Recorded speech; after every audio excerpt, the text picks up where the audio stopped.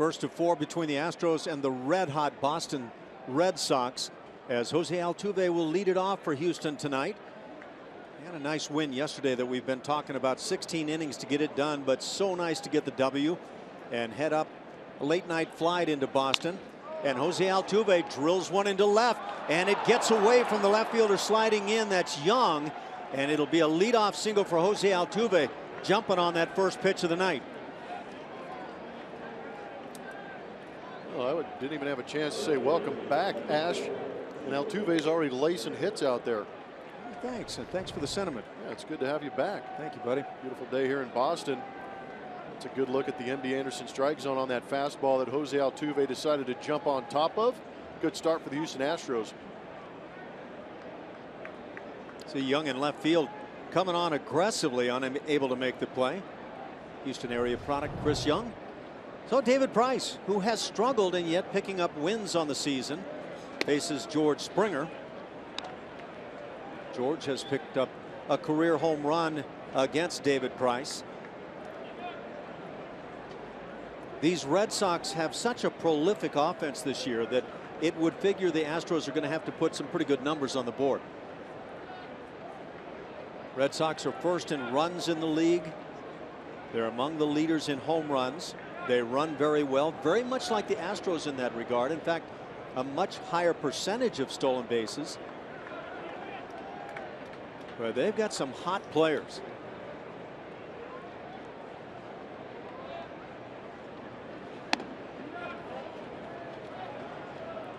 Two balls and no strikes. Jose Altuve at first base leads the major leagues in stolen bases. David Price, however, has been a pitcher who simply does not give up stolen bases. Very few will run against him. And there's the move. It's not like you're looking at an exceptional move, but he's quick to the plate and simply cuts down the running efforts. Yeah, he's a relatively good athlete, but being left-handed, being able to face that runner at first base helps out a lot. And he's also very quick to home plate. Double play depth in the infield for the Sox. Springer fouls it on that left side. And here's the Astros starting lineup presented by Southwest Airlines. You've seen him, Jose Altuve in the top spot, George Springer at the plate. Then it's Carlos Correa. Tyler White gets the start as the DH. Marwin Gonzalez, yesterday's hero. Carlos Gomez, Luis Valbuena. Eric Kratz does the job behind the plate. And Jake Marisnick gets a start against the lefty in left field. 2 balls and a strike on Springer. Nobody out. And now 3-1, and George Springer has been a man drawing a lot of walks recently. Some interesting numbers on that homestand. Hit a .188 on that last homestand, going 6 for 32. Although he did hit 3 home runs, driving in 6, but he led the team in on-base percentage. That game yesterday, the home run that George hit as he shoots one up the middle, solid base hit. Stopping at second now after a big turn is Altuve. And so the Astros come out swinging the bats as they get to Fenway Park. Yesterday it was hard to come up with hits. In fact, at one stretch from the 7th inning on to the 16th, they went 8 1/3 innings without a base hit. Not a good thing. And too many base runners left on base last night. A little bit of maybe a backdoor slider that got a little too much of the plate.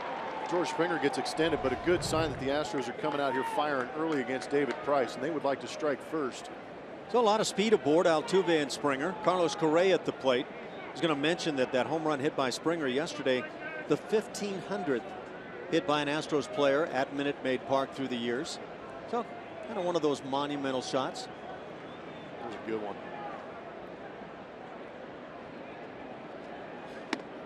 Correa backs away and takes a strike. Carlos hitting .276, 5 bombs on the year, and has driven in 17, starting to pick up that aspect of the game.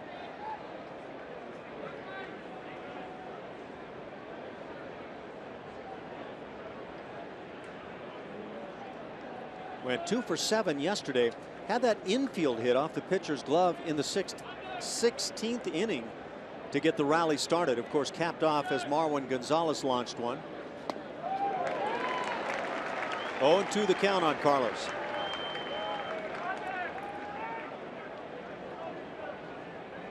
Correa had a recent 12-game on-base streak that was snapped on Tuesday. Second longest of his career. He had a previous 14-game streak.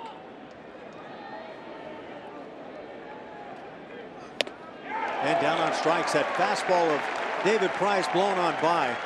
And he is a big strikeout pitcher. This is his 54th on the season for David Price, second in the American League in strikeouts. But again, we've seen this pattern before with Carlos Correa throwing on the inside corner and then elevated fastball beat him. So you look at Price's numbers, that inflated ERA, this offense picking him up, allowing him to get those 4 wins. 2014 saw David Price lead the American League in strikeouts. Tyler White gets the start as the DH, batting in the cleanup spot, and takes the leadoff strike. Started Tyler White off with that changeup. If Price is able to locate that down in the zone, he should be successful. But if he leaves it hanging like he has this season, it will get crushed. Hitters hitting .341 off that changeup this year. Tyler White 0 for his last 6 as he stands in. Takes one just inside. You can see that flinch from White. I've noticed that a lot of pitchers are trying to tie Tyler White up also. See that back foot right on that inside corner of the batter's box. Tyler appeared as a pinch hitter in yesterday's game. Had an 0 for 1. He's hit safely in 3 of his last 5.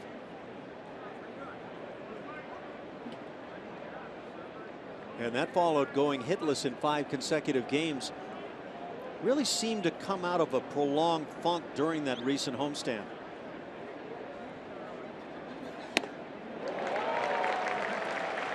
One and 2 the count, and that fastball appears to be alive to an extent tonight. 93 miles an hour at least a couple of times here in the first inning. And some of the folks in Boston have been saying that the fastball has been down around 90, 91 much of the time.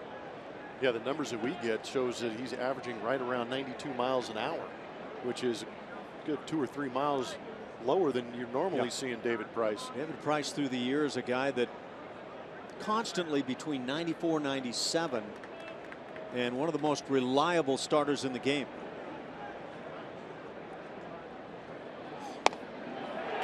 Appeared to be away, but Tyler White called out on strikes.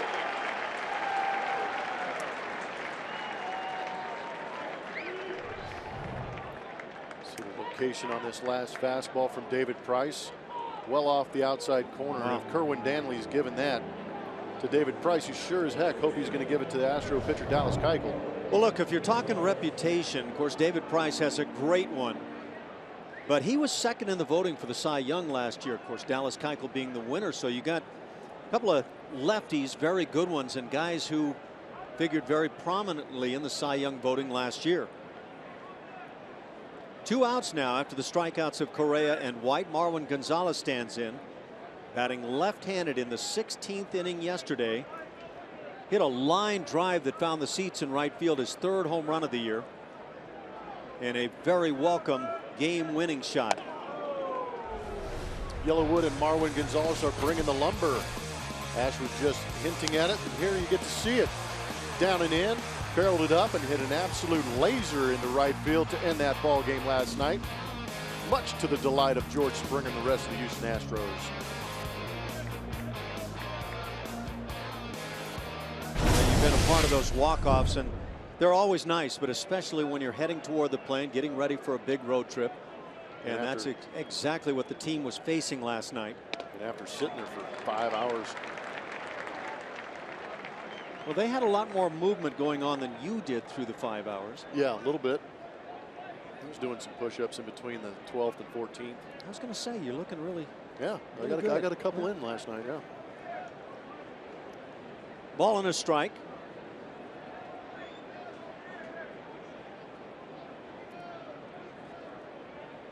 Leadoff hits by Altuve and Springer, but a couple of strikeouts have followed. now the Astros relying on Marwin Gonzalez, who's hit in 2 straight. 3 for 8 in that span. And you can see already that David Price is very willing to work that inside edge. Yeah, I think that's a big key for left-handers when they're facing right-handed hitters, not to be afraid to come in there with, even with the Green Monster being so close. That walk-off job by Marwin yesterday, the 2nd walk-off home run of his career. The other coming in August last season. That against Tampa Bay. Those are tremendous moments.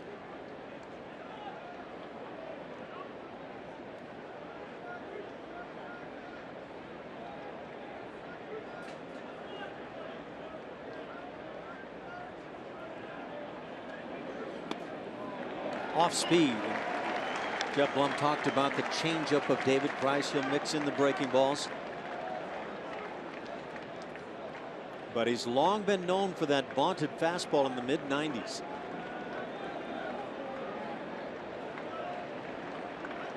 It's that batting average against the changeup we were talking about. It's been good in the past. I wonder if that dip in velocity and that changeup being elevated in the zone will lead to some large numbers against it. David Price won a Cy Young Award in 2012. Marwin fouls it off. In fact, he was 12th in the MVP voting that season. A year that saw him go 20-5 for Tampa Bay. A league-leading ERA at 2.56. In fact, he has won the American League ERA crown twice now in his career. The 2nd time last year. And he did that while pitching for a couple of clubs. Detroit and Toronto. He was picked up one of those waiver wire deadlines last year.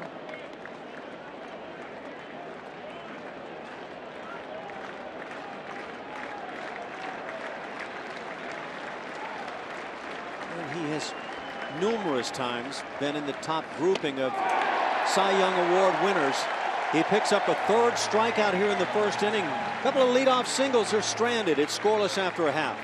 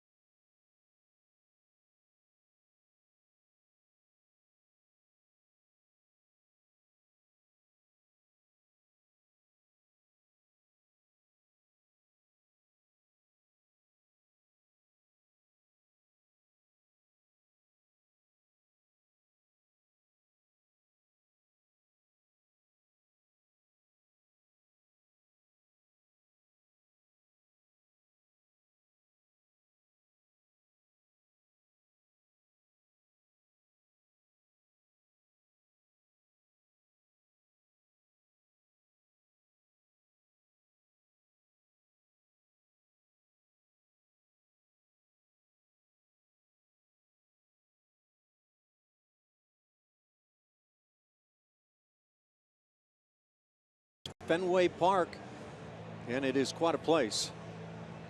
A great history in this ballpark. The Astros coming in.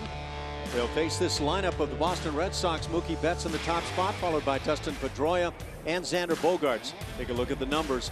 David Ortiz is off to a great start, followed by Hanley Ramirez and Chris Young.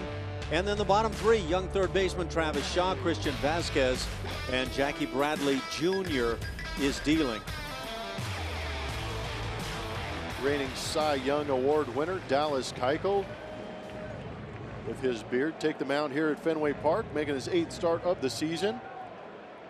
Not the numbers you'd want to see from Dallas Keuchel. It's tough to match what he did last year, but looking to regain some of that form. Walks have been an issue for Dallas this season. In 44 innings pitched, he's got 19 walks.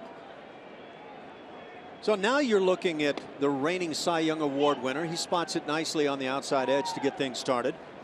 Mookie Betts, last year's center fielder, has moved over to right field now to make room for Jackie Bradley Jr., who has been stellar. It's the kind of miss you like to see. They appeal down to first and they get the call. It's, I believe, 0-2. I think I saw the right arm go up down at first base. Did Andy Fletcher called that down at first base? So 0-2 is the count. We'll tap her back to the hill. The Gold Glover will make the play. And the first out of the evening. Houston Methodist brings us our league leaders. As we take a look at these Boston Red Sox, offensively just phenomenal. The last 3 games, 13 or more runs in each one of those games. 3-game span between the 28th and 30th. They laid 1 game on the Yankees, 2 on the Oakland A's, 17 hits in yesterday's game, and 10 games this year with 13 or more hits. So they're leading in that category, and they are leading in numerous offensive categories. Listen to this. They are leading the American League in runs scored per game. They lead by a full run plus over the second place club, the Texas Rangers. These Boston Red Sox are averaging 5 3/4 runs a game. To put that in perspective, the Astros are at 4.1. And so there's a lot of margin between the two clubs. Dustin Pedroia at the plate.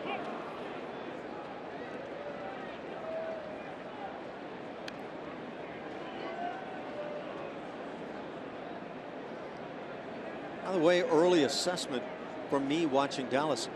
More pitches down around the knees, more near the corners, and more reaching, kind of flailing type swings for the moment.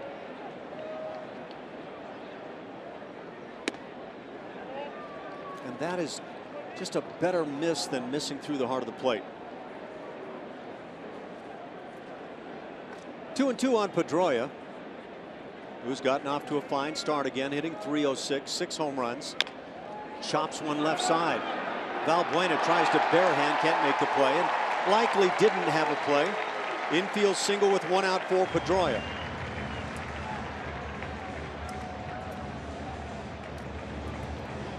It's a good location on some of these pitches from Dallas Keuchel. This one down and away. All Dustin could do was chop it.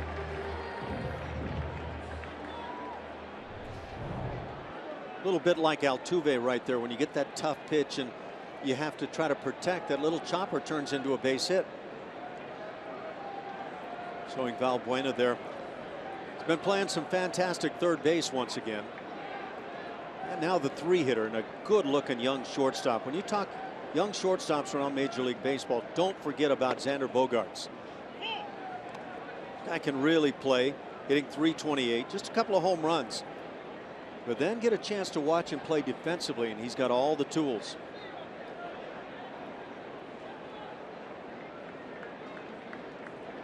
Last time out, Dallas Keuchel picked up his 3rd quality start of the year.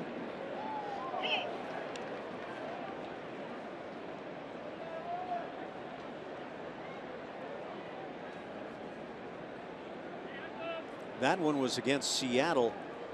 Turned into a loss, 3-2 in 10 innings. Dallas did not figure in the decision, but 7 innings of 2-run baseball and walked just 1. And that on the heels of the 5-walk performance against Minnesota in his previous start.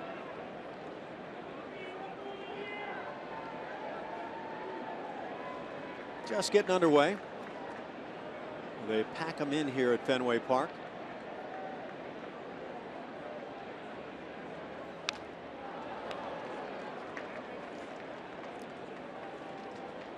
As you're talking about that offense, that graphic, I wanted to circle something right here. Most runs in a 3-game span since 1946. That's some epic offensive numbers being put up in a 3-game set. It's only 70 years ago. Well, again, the Yankees and the Oakland A's took the brunt of that. Now let's see, was it all 3 against Oakland? I believe it was. Yes. Yes, all 3 against the Oakland A's. They got beat up in that span. And those games played here. Drive to left field, back at the monster. Looking up, and it gets out of here. Goes Xander Bogaerts. Because we're not done scoring, as he hits a 2-run home run here in the first inning. And immediately the red-hot Red Sox jump on top 2-0. A big sweeping slider, I guess, from Dallas Keuchel. We know he changes his speeds and changes the break on this slider, but did a good job of getting ahead of Xander Bogaerts. Really wasn't that bad of a pitch. He was down. It was just Xander got the head out before the ball got to him, clipped it nice and easy over that left field wall. Yeah, when you look at the pitch, you can't fault Dallas Keuchel. And yet you're facing a team that's swinging the bats like, well, like you just said, like teams haven't done for a long, long time. And now David Ortiz at the plate in his final season in the big leagues. And he's making the very most of it, hitting .322, 9 dingers, 29 RBIs.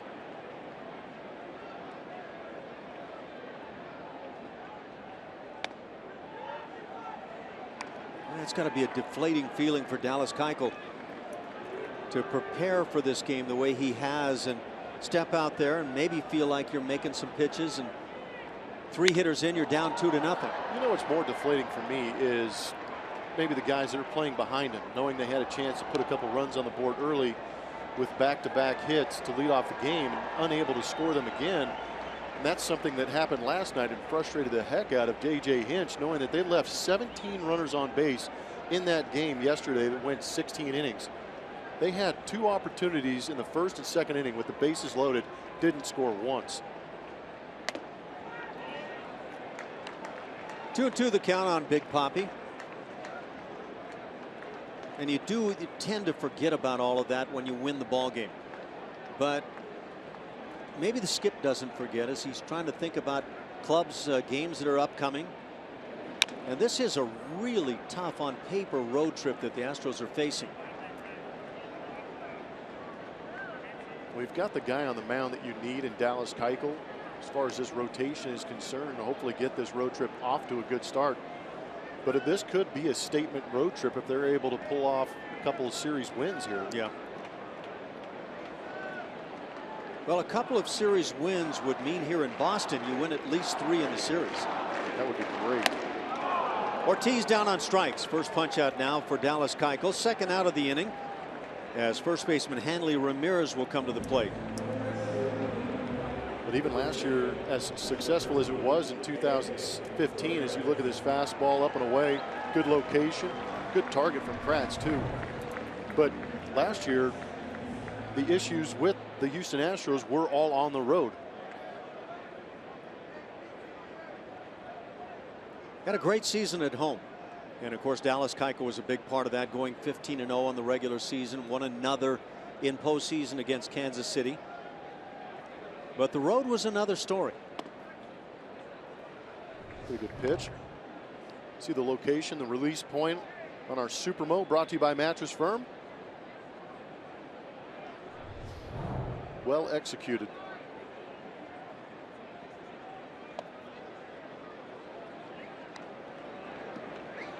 Hanley Ramirez, longtime slugger in the major leagues, came up as a shortstop.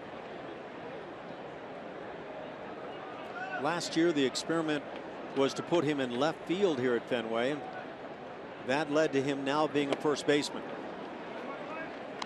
2 balls and a strike. Pretty good depth on that sinker. Dallas Keuchel last year led the American League in innings pitched, 232 innings. Over 33 starts, he went 20-8. Faced the most hitters of any pitcher in the American League, and had the best whip when it was all said and done. Where's that inside corner? And you could see the shake of the head. Yeah, Dallas Keuchel wanted that one. Might have been a little bit down and in, but still a good location. He might be shaking his head wondering how Hanley laid off that pitch. Hanley lays off again, draws the walk. It comes with 2 outs and brings up 6-hitter Chris Young.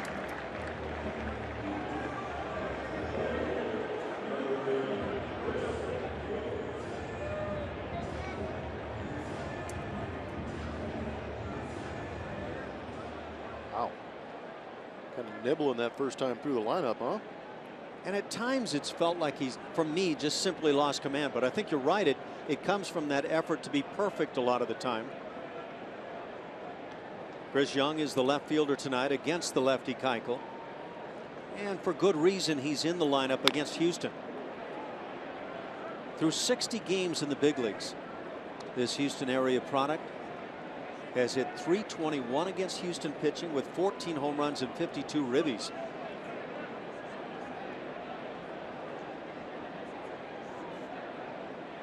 You consider that career-wise in the big leagues, he's a .236 hitter. He has done much of that work against Houston. Plenty of power, 169 home runs.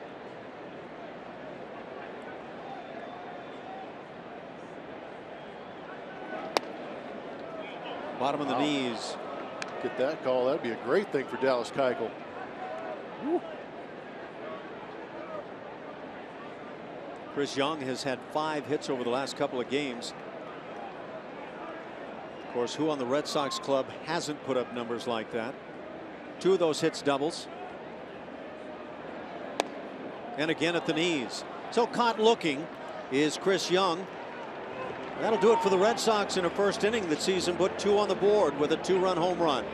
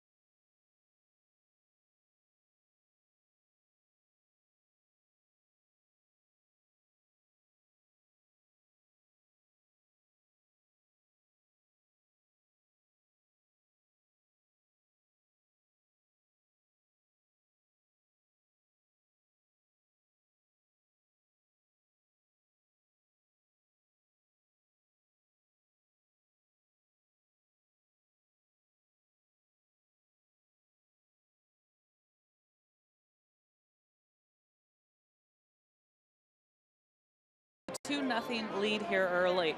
Surround yourself with the excitement of Astros baseball while throwing a birthday party at Minute Maid Park. Celebrate your birthday the Astros way by visiting astros.com or calling 713-259-8996. David Price back on the mound and coming into tonight's game with that .675 ERA, the velocity being a big topic. You heard the guys in the booth talking about this earlier, that fastball being down in the low 90s coming into tonight, all the way up to 94 though. And we talked to AJ Hinch about this. What's your approach against a David Price that you're not very familiar with, the way that he's been struggling so far this season? And he said, you know, what's tough with that is the strikeouts are still there. And he's been making a lot of mistakes, but you don't know what these guys, especially guys as talented as Price, are going to do in their bullpens, or what if they're going to change their pitch usage or change mechanics and get right back on track. So it is hard sometimes to make a game plan against somebody like a David Price, guys. Thanks, Julia. As we see Carlos Gomez at the plate, 0-2 the count.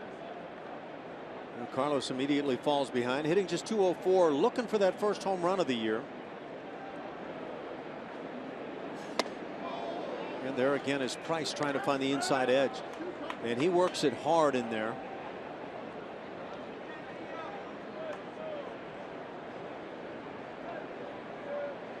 Long hitting streak on the season for Carlos Gomez, just 3 games.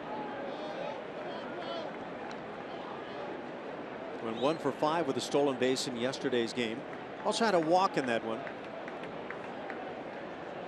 The running game has picked up for Carlos recently, as we watch David Price.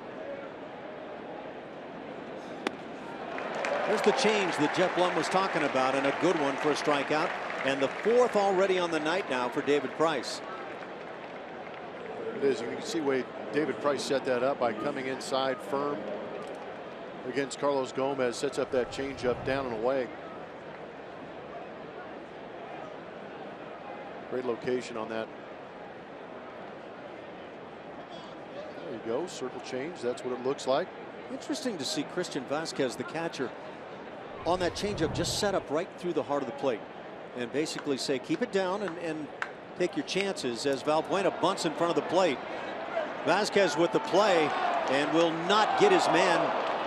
It's a bunt single for Valbuena here with 1 out in the 2nd. What's it mean? Did that play take forever? Felt like it. Man. Watching Price come to the ball and eventually Vasquez call him off. Just everybody was running in slow motion. Right idea with the shift on for Valbuena. Looking to get that knock. Able to beat that out.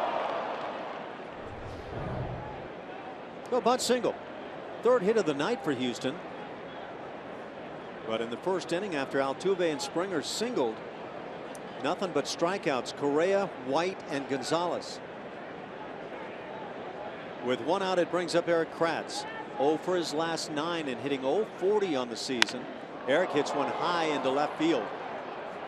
It's to the warning track and now to the wall and up against the wall.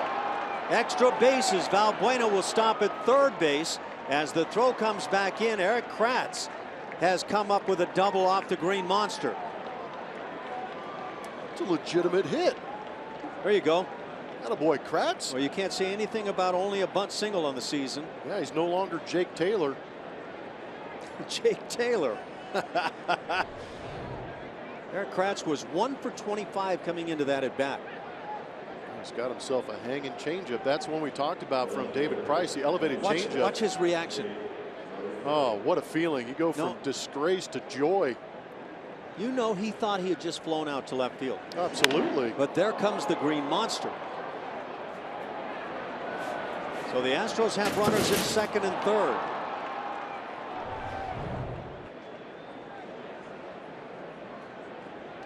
Oh, first swinging hit of the year for Eric Kratz.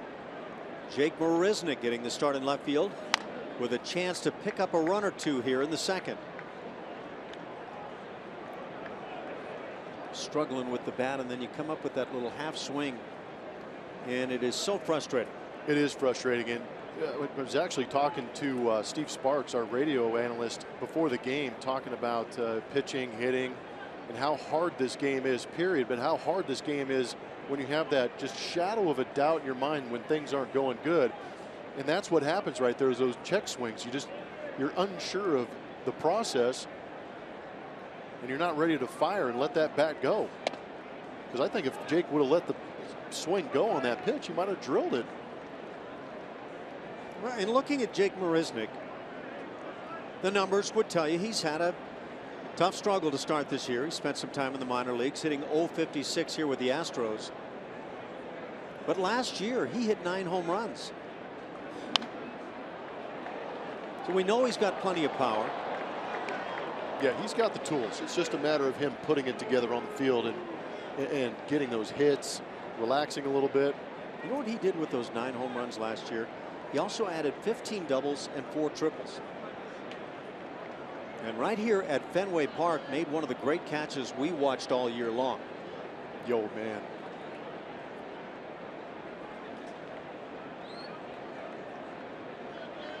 Has a 1-2 count in a big at bat here in the 2nd. Little looper on the first base side, kicks off of Pedroia, and everybody's going to be safe. Scoring Valbuena into 3rd is Kratz, and the Astros get on the board. It's now 2-1, and we'll see how this is ruled. It's not too often you see a miscue from Dustin Pedroia. This one right here gets in the kitchen of Jake Marisnick and kind of floats out there. You know Dustin's intentions were to try and catch this ball on the fly to get that line drive out, possibly double up Valbuena at 3rd base, but in the process didn't really get in good position to keep that ball in front and make sure of an out.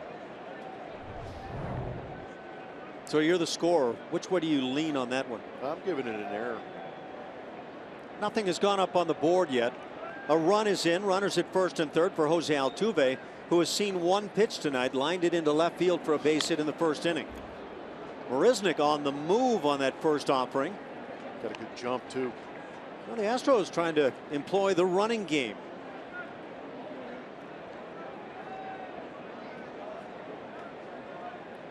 It is an E4, so Jeff Blum doing some spectacular scoring here.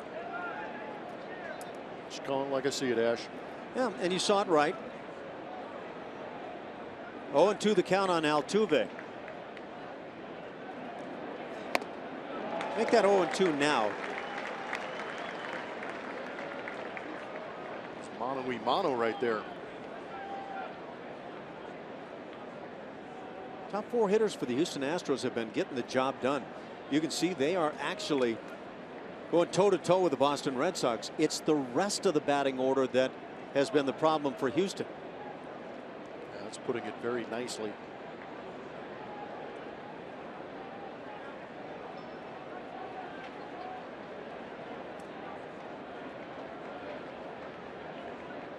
Oh, 0-2, and the Astros still down a run.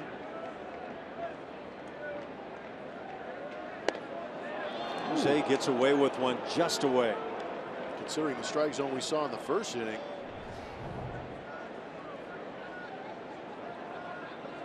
The appropriate call, but that looked much better than the pitch that punched out Tyler White. Yeah, that was very unfortunate for Tyler.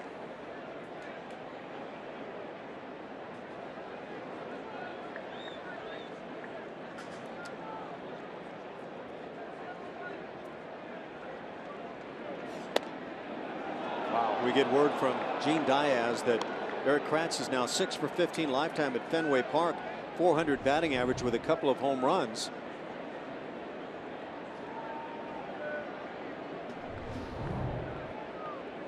They're trying to pick away at an imaginary outside corner. 2-2 the count. David Price, former Cy Young Award winner. Jose Altuve, former batting champ. And he is among the leaders offensively in the major leagues now, as he's begun a great 2016 campaign.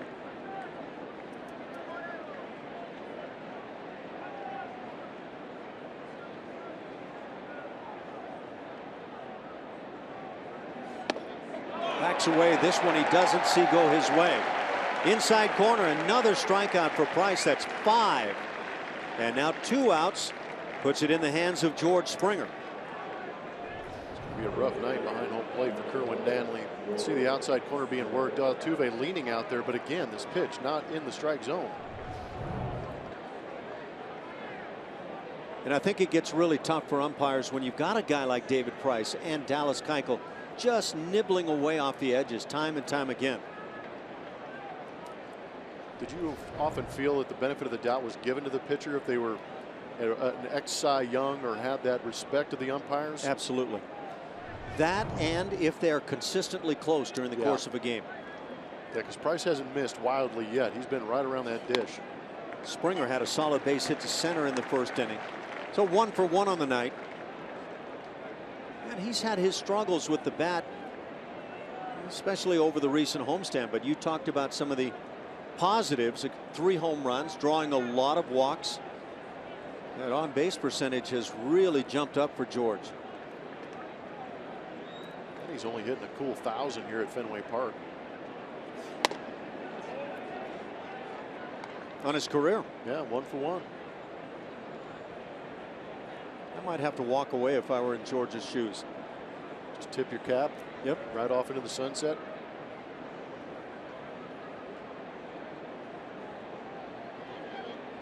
Tell people you never made an out at Fenway Park.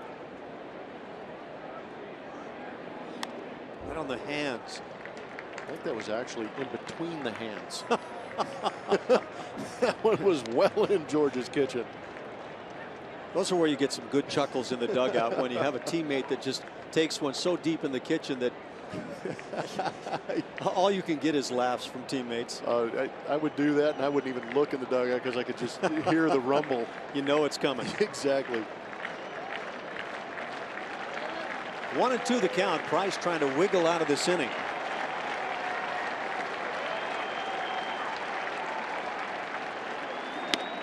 The inside corner. A couple of strikeouts called here. Altuve and Springer to end the inning. 6 strikeouts for David Price. A 2-1 Red Sox lead.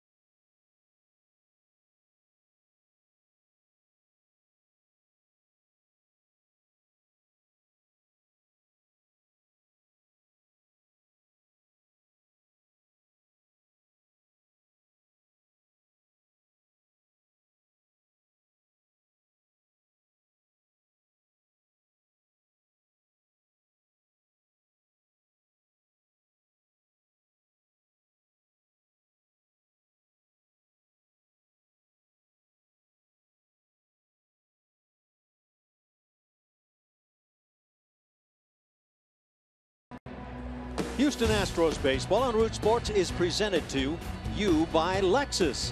The new 2016 Lexus ES and ES Hybrid. It's next level luxury. And by Southwest Airlines. Transparency, low fares, nothing to hide. Beautiful harbor of the Boston area. We go to the bottom of the second inning. 2-1 Red Sox lead. Bottom 3 in the order for the Sox. Young third baseman Travis Shaw at the plate. Went into spring training, a guy who was a first baseman initially as he was coming to the big leagues. They had a shot for him to try to win a third base spot, and he won it. And he's gotten off to a great start. Shoots one and gloved by Correa. What a play. And out number 1.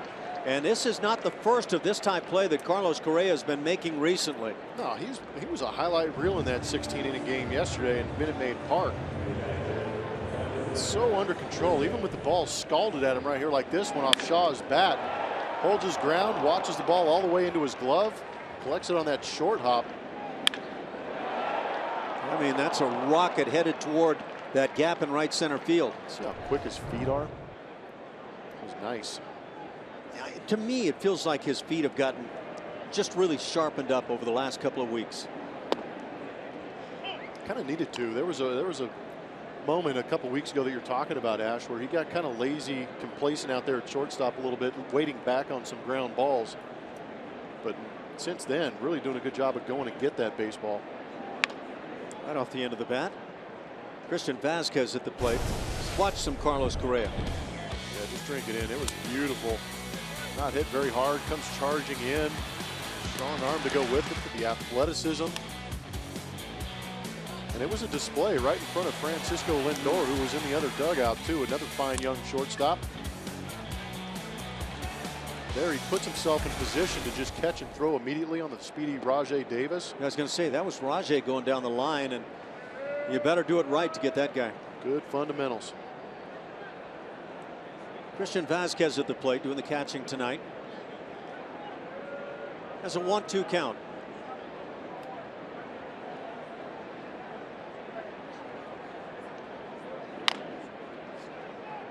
And that's chopped foul. One out here in the second inning. Jackie Bradley Jr. waits on deck.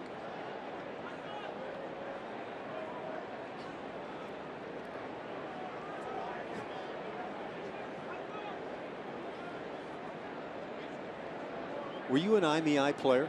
Yeah, it was all about me. I'm a monitor hog up here. How could you tell? Yeah, there's that slider from Keuchel that he's trying to nip the front of the plate as it goes by, and winds up does not get the call. But David Price has been in there time and time again.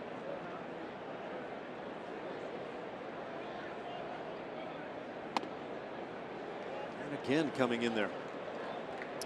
Yeah, that's what I was talking about in that open today before this ball game. What Keuchel needs to do on that inside corner to right-handed hitters is really work that cutter slider on the inside, but yet he can still set that up and bring back that sinker on that inside corner. Tie these guys up. And the 1-out walk. Good thing for that excellent play on the Travis Shaw shot. Let's take a look at our Ford spray chart. It's going to be on Jackie Bradley, who's having himself a pretty good series, pretty good 17-game stretch. When you're swinging the bat well, hitting over 417 games, there's going to be a lot of red spots, but pretty much a dead pull type guy. All those home runs except one to that right field vicinity. So Bradley comes in bringing some fire to the batter's box. 17 straight games, over half of the hits in that span have been for extra bases.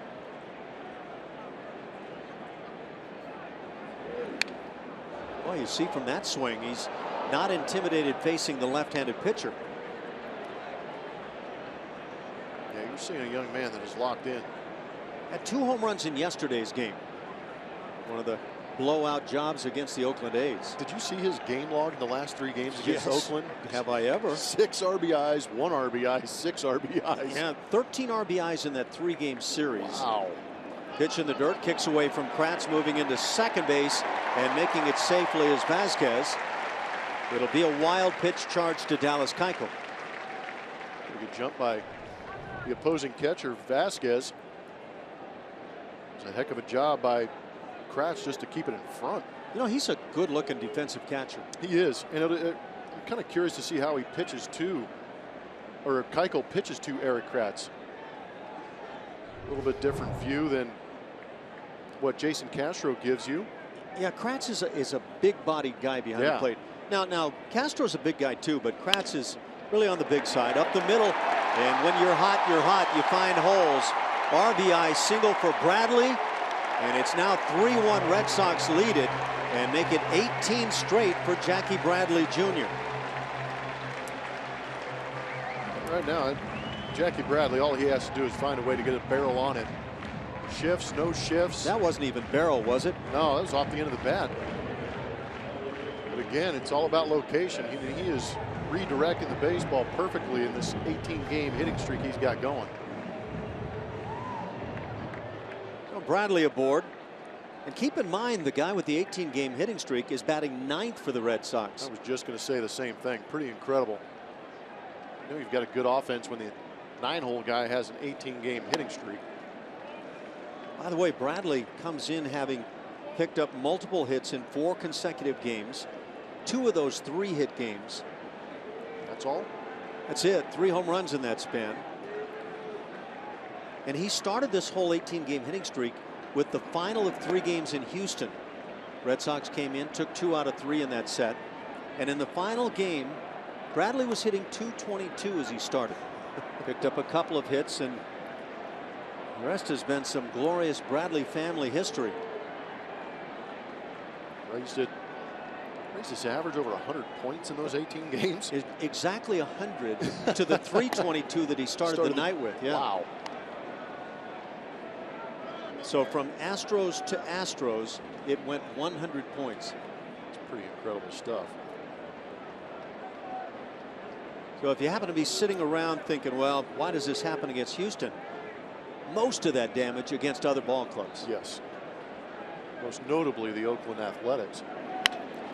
Ground ball to the right of Correa, backhands, and he'll get the out at first. And there's another excellent play at shortstop by Carlos Correa.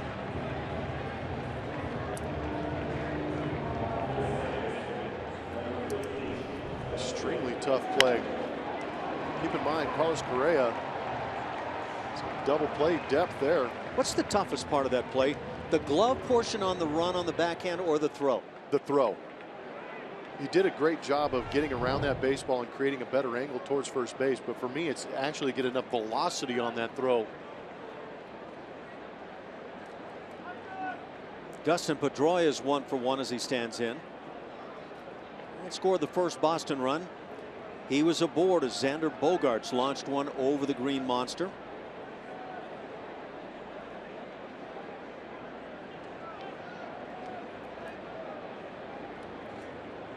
No, and this is not that Boston Red Sox club that I guess I feel like I've grown accustomed to watching, where you're looking at a bunch of grizzled veterans that are just out there maybe intimidating at times, but it's a lot of young raw talent that's come through the Red Sox system. Yeah, they've done a good job of that in the last couple of years.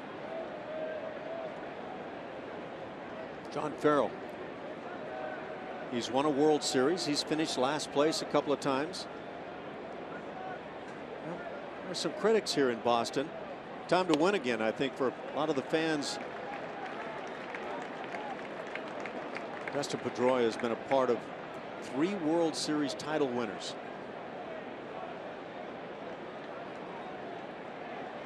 David Ortiz, a big part of those winning Red Sox clubs. 3-0 the count on Pedroia. And he walks him on 4. Runners at first and second. 2 outs as it brings up that 3-hitter, the dangerous Xander Bogaerts.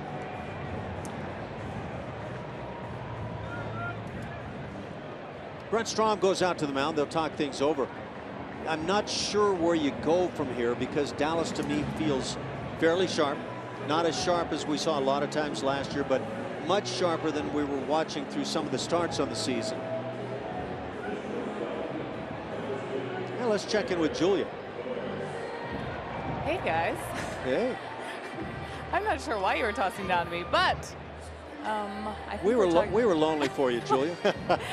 Oh, I'm over here trying to work on my scorecard. You surprised me, caught me off guard. But the bullpen here recently has been taxed, and I think that's why you guys were talking or sitting it down to me. A little fatigue from the long game they played yesterday. But this Astros group could really use Keuchel today to kind of be the Keuchel they've seen in the past and go deep into a game. Thank you, Julia. Yeah, you know, this is one of those games, and I wonder if some of the message from Brent Strom was, look, we really need you to get deep in this ball game.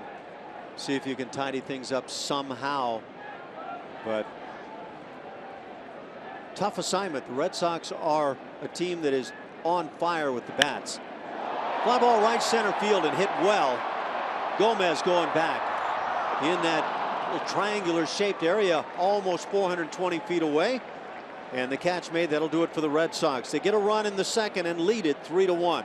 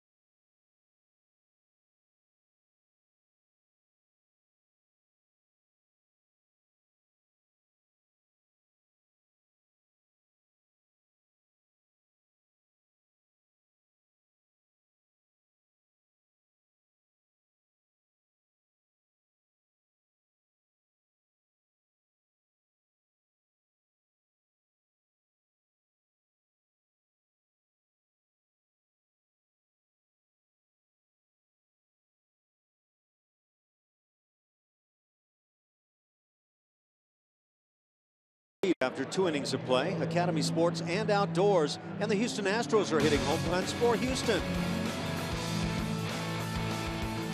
Jeff Blum is on that list. Yes, he is.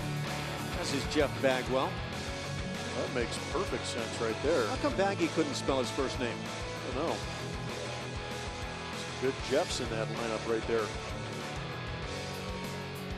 One Jeff with G off. That's a minimum of 10 games. And do you like hitting here? I did, for whatever reason. I don't have.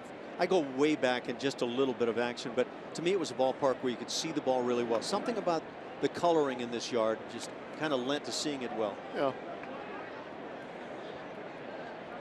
And you've seen other ballparks turn to this kind of green shade. Works very well at Fenway. Carlos Correa, strikeout victim in the first inning. He's the first of the 6 strikeouts now for David Price. Counted a ball and a strike. It's Correa, White, and Marwin here in the 3rd.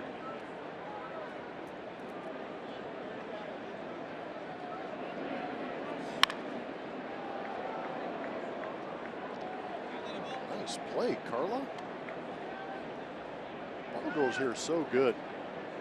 Get that ball in front, good form. Make friends, hand out souvenirs. They might get more action than a lot of the other ball girl, ball boy types. Just away. A little backdoor slide piece. Got that in the first inning, but he's not getting that. Just around the outside edge of that plate. Yeah, you watch. A guy keeps just putting it there time and time again, and umpires will give in at some point, and you just hate to see it. Carlos Correa had only played in 9 games against the Red Sox, but he had done some damage here to be sure. A couple of home runs, .429 batting average coming in, and just one close pitch after another from David Price.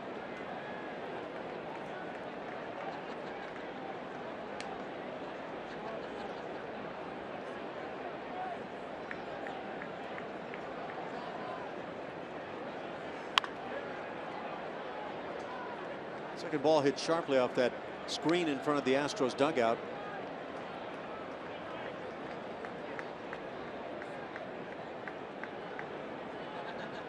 I saw you working with her with that defensive.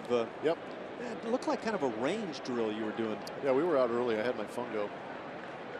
3-2 pitch. Little chopper. And it rolls foul.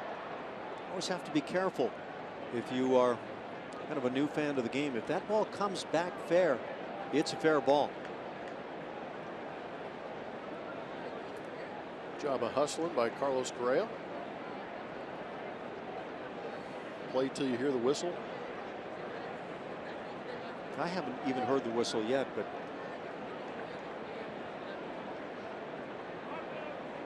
I think AJ, after that great first year as the skipper, has been thoroughly challenged this year.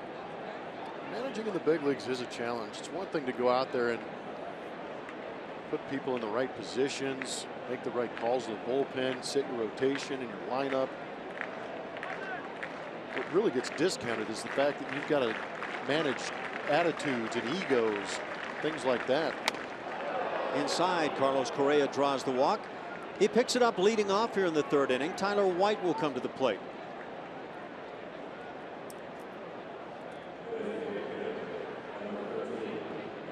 Okay, we promise now. Julia knows we're coming to her. Julia? I do know you're coming to me. Hey, guys. Hey, this was earlier today. You know, one of the fun parts about coming to this ballpark is there's usually a rookie in the mix. And today, Tyler White, Chris Stavinsky making their way inside the Green Monster, checking out the manual scoreboard. It was really fun to watch these guys check out all of the signatures and find a Sharpie and put their names up there for good. Tyler pops one up, foul territory on the left side. And it's playable. Bogarts will make the play just a step or so from the railing. So Tyler White pops out, first out of the 3rd. It'll bring up Marwin Gonzalez. It's a nice night here too, Ash. Isn't it nice? Perfect. Tomorrow, if I'm to believe Yeah. my app, it's supposed to cool off a little bit and have some possibility of rain. Yep, I think your app is correct. Let's enjoy it while we can. So we don't have to battle down there in that camera well. We've got it pretty good up here. So it might be tougher for Julia than for us. Yeah. Let's play ball.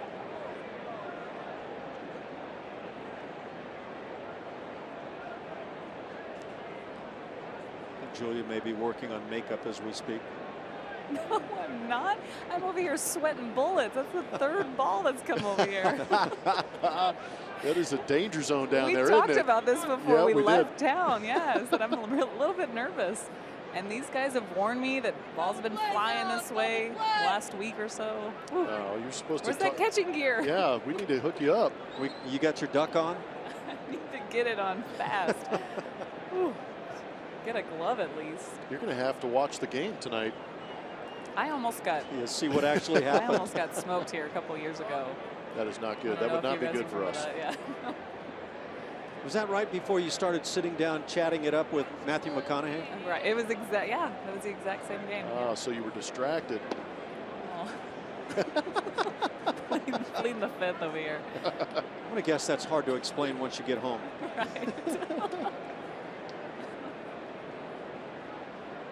They just flocked to this ballpark. There's some orange shirts down there too. Yes, there are. And they have, I think, rather steadily been showing up at more and more ballparks that we see. Marwin out in front and Julia duck. No, she needs to work out with Carla over there. She's pretty good at picking it. She's not scared at all, is she? Nope. Play that carom nicely. Yep. Assume the position. Tomorrow, Julia, 6 hours before game with Jeff Blum. Yep. And Carla, you guys can work it out. Blocking drills. I've got to get some gear. Ball and a strike on Marwin Gonzalez. Waving out in front, and there's that effect of the changeup again. And again, he's doing a good job of setting that up by coming hard on the inside corner to right-handed hitters. Kind of stand them up a little bit, force them to be quick on the inside, and then slow things down on that outer edge. Tough to make the adjustment as a hitter. Saw Tyler White out there in the green monster. What a great thrill that has to be for the guys to put their name in there. We know how the green monster dents up with all the line drives and fly balls that hit it. I was wondering there behind Julia, does that wall all dent up like the green monster? Line drive to right field. That's going to drop for a hit. Beautiful hitting by Marwin Gonzalez going the other way. The Astros are picking up some hits. That's their 5th of the night. They've also picked up a walk, but they have just 1 run on the board against David Price. 2016 Coca-Cola Astros Buddies memberships are on sale now for only $25. Buddies members get a voucher for 4 tickets to an Astros game, VIP access to Kids Run the Bases, exclusive autograph sessions, and more. Memberships for kids up to 12 years old are available by visiting astros.com/buddies. That was well done. Nailed it. 1 out, runners at first and second. And now Carlos Gomez at the plate. He struck out as he led off the 2nd inning.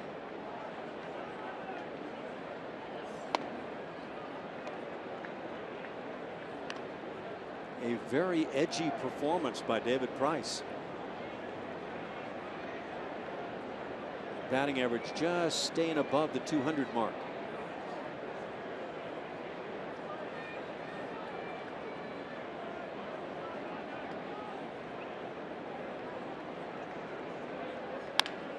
Ground ball slowly hit to short. They'll get 1 and the double play. It goes Bogarts to Pedroia to Ramirez, and that'll do it for Houston. 3-1 Red Sox.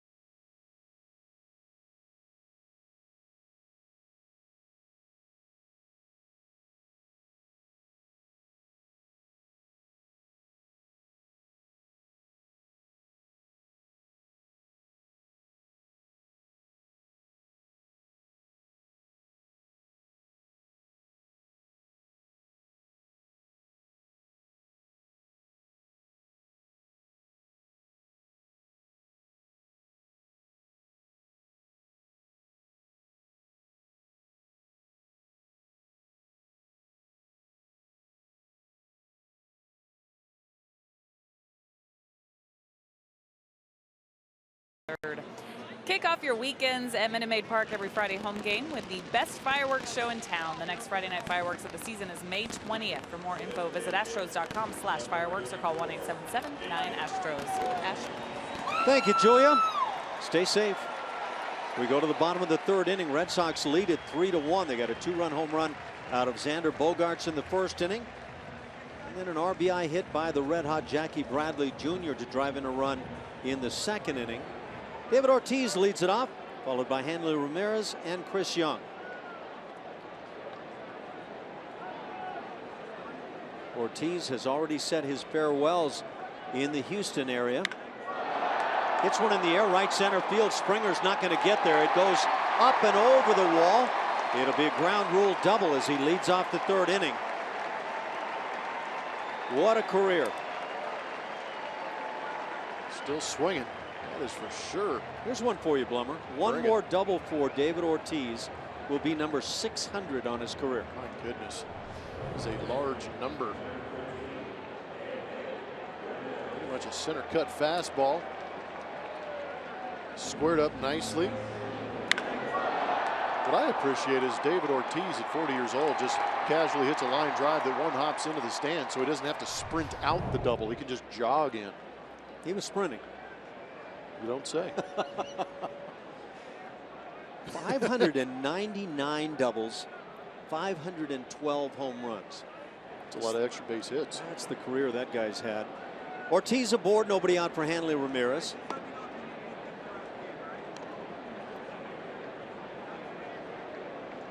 I don't know that a pitcher has ever afforded the chance to relax during facing a lineup in the major leagues, but well, this lineup is really tough right about now.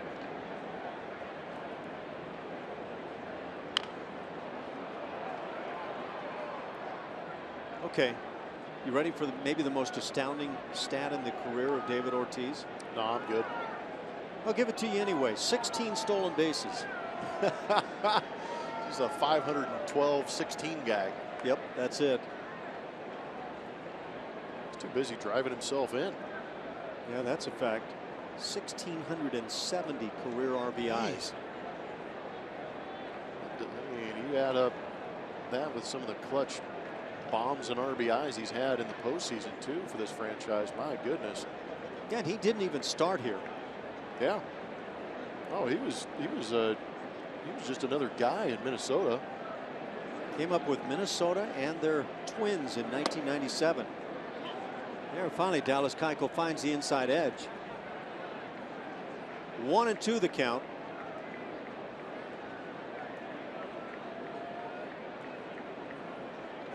Played in Minnesota for 6 years before coming on to the Red Sox. How many home runs in Minnesota? Well, give me just a second on that one.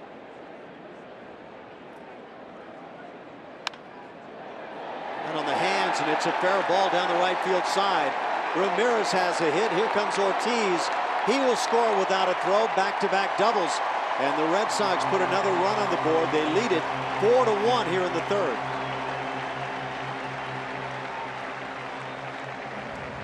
Inside out swing from Hanley Ramirez, fighting that one off down the right field line, catching everybody off guard going that way.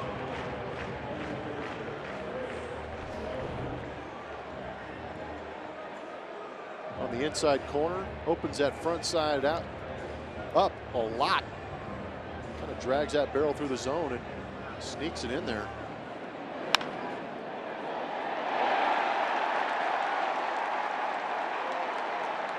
And it's tough playing the corner outfield spots here at Fenway with the angles that are created. You asked how many home runs David Ortiz hit as a member of the Twins. 58.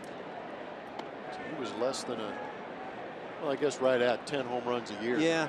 As a Minnesota Twin, and then that exploded when he got here. Turns into a member of the Red Sox, and 454 home runs later, we're talking about him.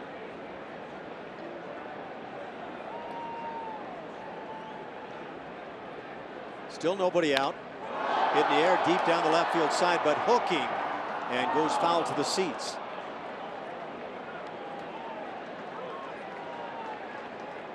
Chris Young at the plate, struck out in the 1st inning.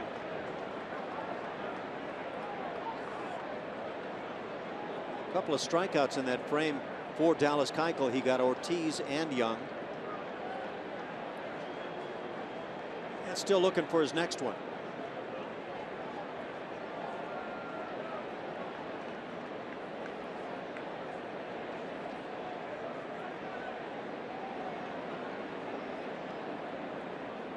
Eighth start of the year for Keuchel. This one's drilled and it's not going foul. It's off the wall. Here comes Hanley Ramirez. He will score. Run number 5 RBI single for Young as he breaks out some of that magic against the Astros. 5-1 Red Sox on top. It appears the Boston Red Sox offense has no intention of slowing down after what they did to the Oakland Athletics. Just wreaking havoc on the American League West teams that are coming through here right now. Trying to get that slider down and in. Looks like it backed up out over the middle of the plate. And like you said, Ash, Chris Young gets a pitch to hit against the Astros. He does not miss it. Jake Marisnick can play some outfield, can he? Yeah, he knows what he's doing out there with that green monster. He's made a great play up against it last year. This time holds Chris Young to a single, keeping that double play in order. Travis Shaw stands in. Left-hand hitter scalded one for an out in the second inning. Fine play by Correa as this one is looped down the left side to the seats. What you gotta appreciate about Jake Marisnick is with all of the issues he's had at home plate, he still goes out and plays a hard defense. This was July 5th last season. My goodness, just no fear. Had a chance to talk to him about it too, and he said he was not even thinking about the wall. It was all baseball. The fact he got up was pretty impressive. You know, and I'm not surprised at that comment, because I have a feeling for any outfielder, if you thought you were going to hit that wall as the snap throw goes down to first base, they're unable to get their man. But I was going to say, any outfielder hitting that part of that wall has to be fearful. You're going to slice something off. Yeah, that's so dangerous. Pretty good throw behind by Kratz on the missed bunt attempt by Vasquez. Marwin unable to get that tag on Chris Young. That is why you go to the outside part of the bag, kids at home. Shift is on, and Travis Shaw was trying to drop one down. Pitch in the dirt. It'll be a wild pitch as moving into second base is Young. Second wild pitch of the night for Dallas Keuchel.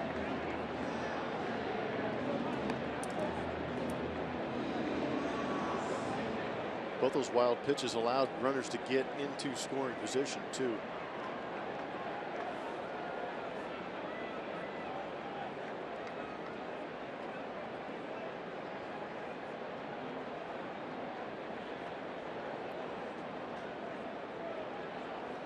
Bottom 3 in the order now for the Red Sox, but no soft spots there. Chopper goes right side. Marwin feeds on to Dallas Keuchel. Out number 1. Moving into third base is Young. Get a chance. We're going to take a look at our Lexus defensive ratings. Well, the Houston Astros, and of course Jake Marisnick and George Springer are the red lights. You don't run on them because they are quick to the baseball and have great arms. The only thing on Gomez is the accuracy for me. That's why he's a yellow light. You may take the opportunity to challenge him, but George does a great job of getting to the baseball and does have a good, strong arm that is accurate.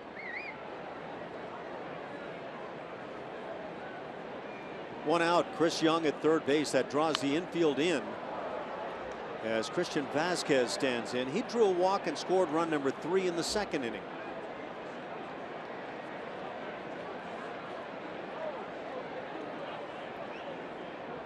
Longtime third base coach Brian Butterfield.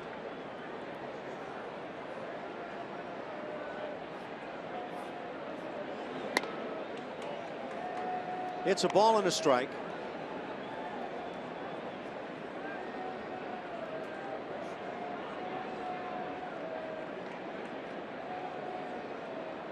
You almost had the big one over there, didn't you? No error up here. Flared down the right side. Trouble with desk management. Yeah, we're being challenged up here with the monitors, that's for sure. 1-2 the count. would say more so than Julia is with foul balls down in her area. It's first day in, you know, you got to work out the kinks. Yeah, we're working. 1-2 the count. And got him on strikes. Down and away. Keuchel picks up his 3rd strikeout. Key's 2nd out now in the inning. And now Jackie Bradley Jr. stands in. Came in with a 17-game hitting streak. It's now at 18 as he singled up the middle in the 2nd.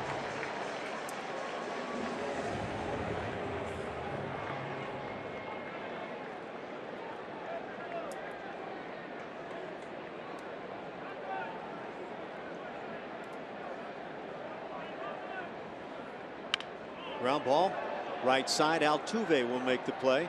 That'll do it for the Red Sox as Keuchel finds a way to get Jackie Bradley Jr. They put 2 more on the board. It's 5-1 Boston.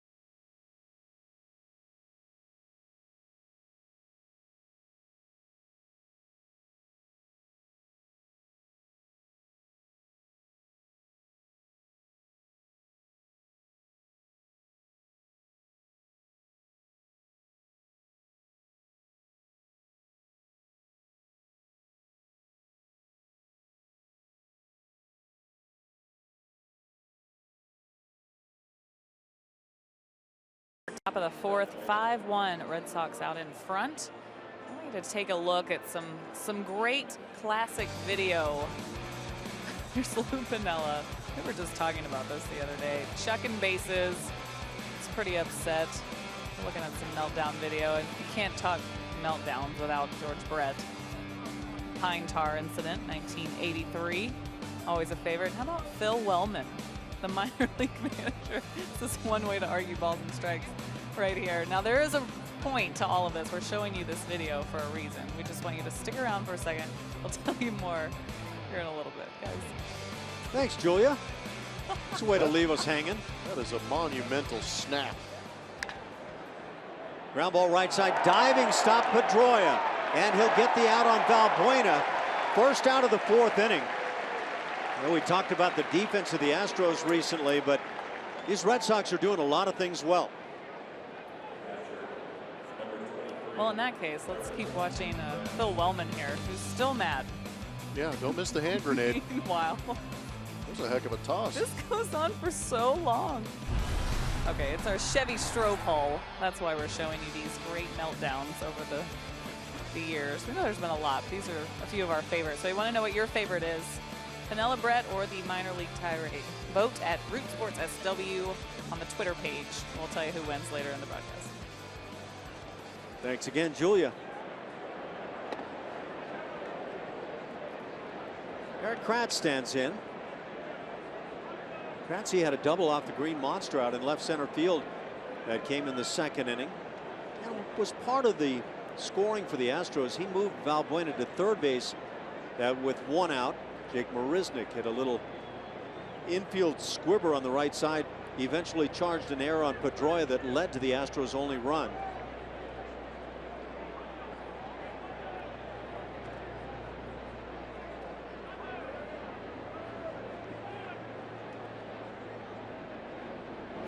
with that double.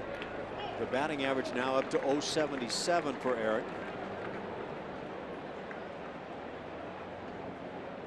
6 strikeouts have been picked up by David Price. By the way, Dallas Keuchel through his 3 innings, 69 pitches already.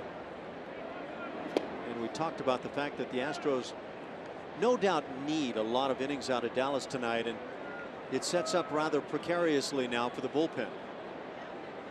Yeah, they were stretched out yesterday with that 16-inning game. And usually Dallas Keuchel is an innings eater. A lot of pitches early on. Strike is called. 2-2 the count.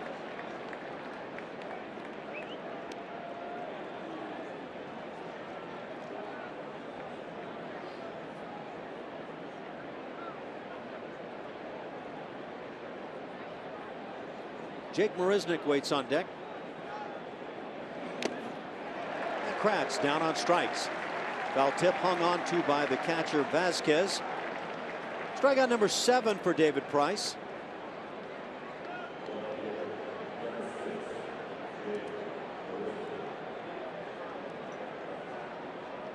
That's 2 outs. Jake Marisnick will stand in. Jake has picked up the only Houston RBI of the night.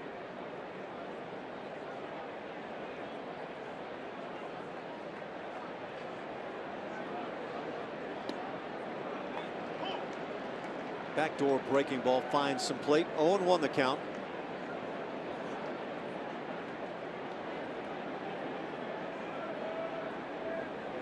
.053 the batting average.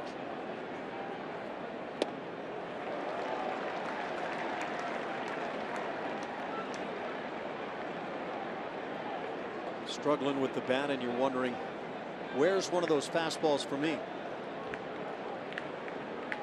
Trust me, opposing pitchers, you know as well as I do, Ash, that they are not afraid to just try and go after that weakness and abuse it.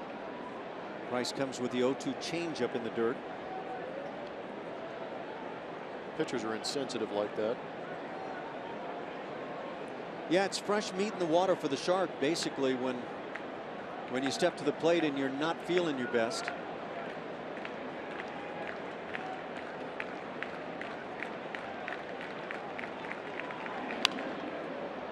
But on the hands, fouled off. Marisnick stays alive.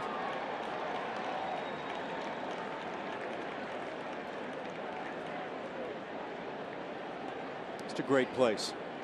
I think so many of the young players really look forward to trips to Boston to see Fenway, and New York Yankee Stadium, Chicago's Wrigley Field.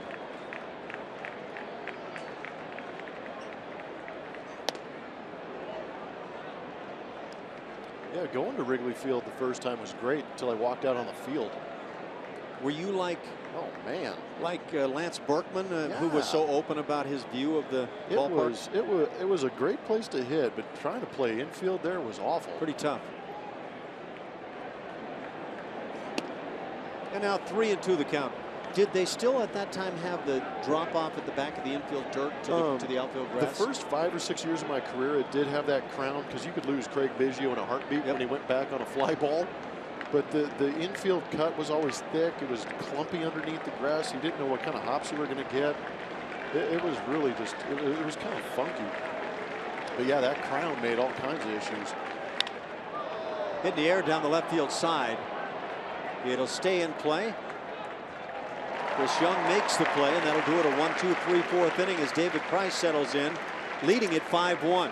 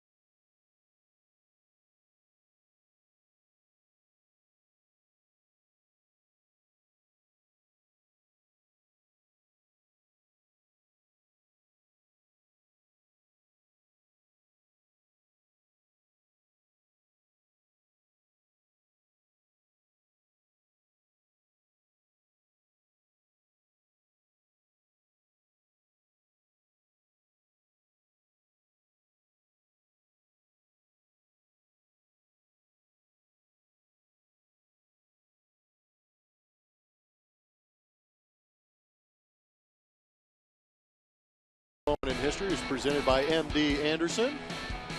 Dallas Keuchel's first career complete game back on May 13th of 2014. Complete game shutout, I apologize. In that same season, he had 5 complete games. Gave up 7 hits and also had 7 strikeouts against the Texas Rangers. Really came into his own. Yeah, I think a lot of people, Blummer, forget that in 2014, the year before the Cy Young Award, as the ground ball goes left side, Valbuena makes the play out number 1 as they get the leadoff man Mookie Betts, first out of the inning. But that year, 5 complete games with the shutout you talk about. He had 3 complete games last year in winning the Cy Young Award. And Dustin Pedroia stands in. He has singled and scored and drawn a walk.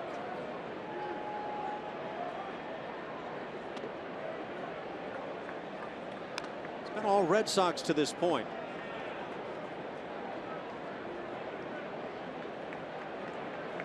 Red Sox already lead the season series 2-1, winning 2 out of 3 at Houston in the month of April.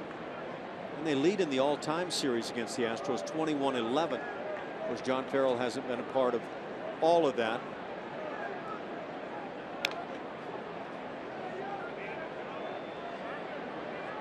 Odd stat in that span of games, 21-11 between the two teams with the Red Sox on top.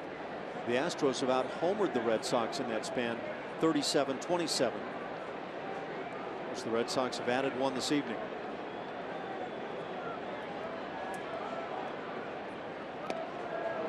Next pitch, 2-1 changeup from Keuchel. Is that possibly missing from the repertoire a little bit this year? Yeah, I just don't think he's been able to get to it because the fastball location has been such an issue for Dallas. Falling behind. Chopper, it'll be Correa on the run and makes another fine play. Second out of the inning on ground balls.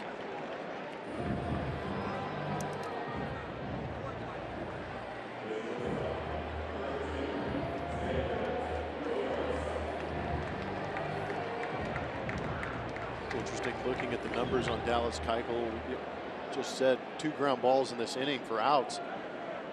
Last couple seasons, that ground ball percentage for Dallas Keuchel has been up around 64 to 62%. This season dropping down to 57, which means the fly ball rate has gone up as well as the line drive percentages. Dallas and company could use some quick innings right about now. 3-hitter Xander Bogaerts at the plate. Had that first inning 2-run home run, 3 hitters in. The Red Sox led it 2-0. There you go with that change again.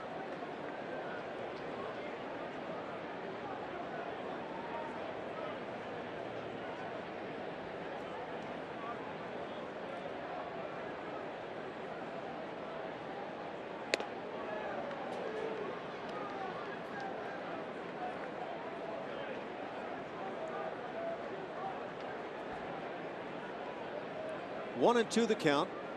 The Astros have the top of the order coming up in the 5th inning. Right off the fists.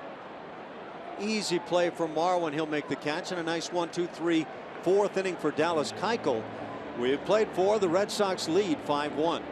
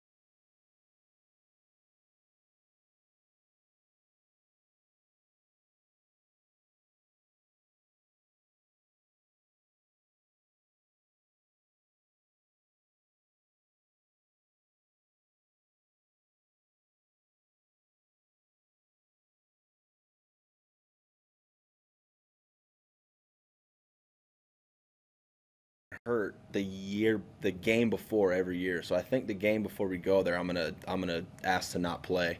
No, but yeah, I mean, I'm hoping to play there. You know, it'll be special just to get a chance to play in a place that's got, you know, all that history, you know, all those games and stuff that I've seen as a kid, you know, happened on that field. So you know, I'll be excited to play there. Springer grew up going to Fenway Park as a kid, a big fan from New Britain, Connecticut, not too far from here. Lots of family in town, but if you'll remember yesterday, Springer did DH. Came out healthy, so playing in his first game and already has his first hit here in this special ballpark for him. And there he is. Thanks, Julia. It has to get on your mind a little bit when you've had kind of that experience of getting hurt in the previous 2 years, and it kind of somehow centers around Fenway. It's good stuff. It's always good. I mean, you know, it's a dream just to play in the major leagues, but to be able to play in a ballpark that you used to attend as a fan is even more special, I feel. Jose Altuve 1 for 2 on his night. Took the first pitch of the ball game, lined it into left field. Springer followed with a base hit, but then 3 strikeouts followed. Second hit of the night for Jose. He just keeps on stringing those hits out there. 2 line drive singles. He's aboard for George Springer.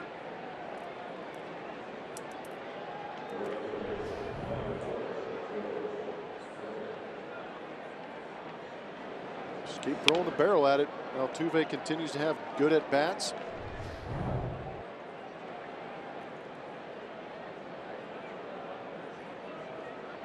Great speed aboard. Major league leader in stolen bases, Jose Altuve. Has 13 of them as he stands down at first. George Springer. Love to work some magic right about here. Nice job behind the plate by Vasquez.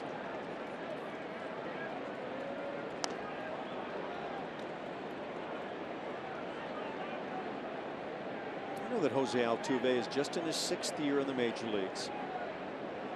He's 26 years of age, and the 2 hits tonight give him 876. Wow.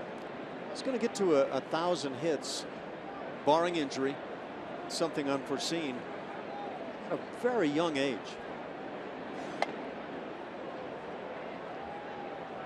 2-0 on George.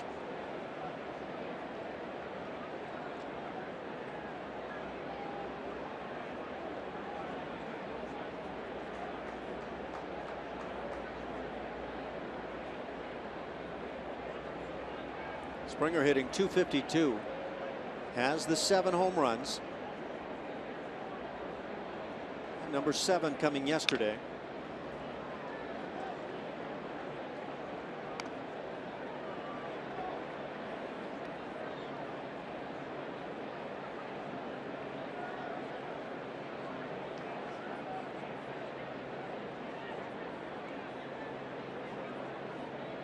Jose Altuve leads the club in on-base plus slugging. Springer's 3rd behind Altuve and Correa. So again, it's that top 3 spots in the batting order that are really doing the job. 2-2 as George takes one on the inside edge.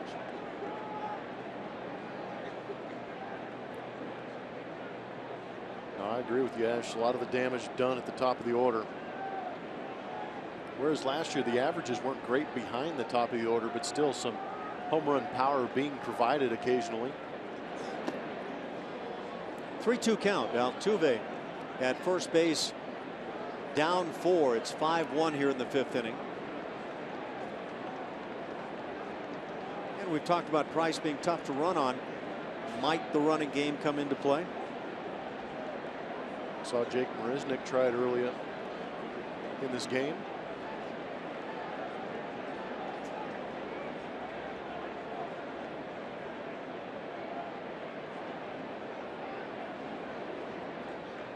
Altuve does not go, and Springer down on strikes. Number 8 for Price. With the Astros 15-game flex plan, you're in charge of the games and seat locations that work best for you. Pick giveaway games, favorite rivalries, or a little of each by visiting Astros.com/mini plans or calling 1-877-9-ASTROS. And now it's Carlos Correa. He has struck out and walked. The walk for Correa, his 22nd on the year. That ties him with Colby Rasmus for the team leadership.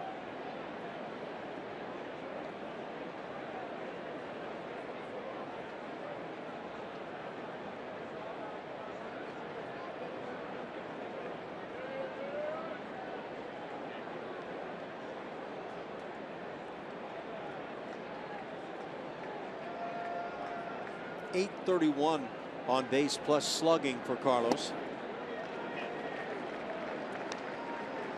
Tell you what, David Price is looking pretty comfortable on that bump right now, isn't he?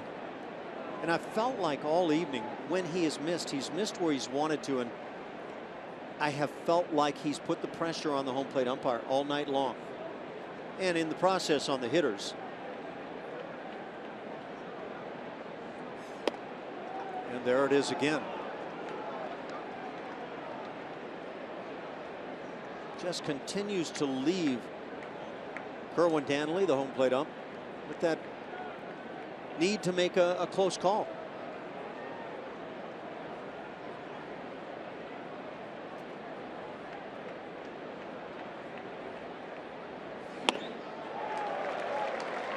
Mighty good swing by Correa.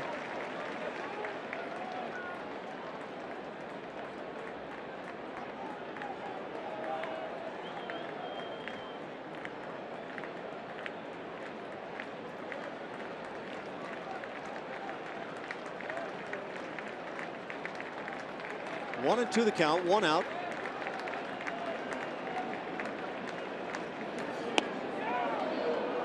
Boy, again, very close. Kerwin Danley's tightened up that zone a little bit. 2 and 2 the count.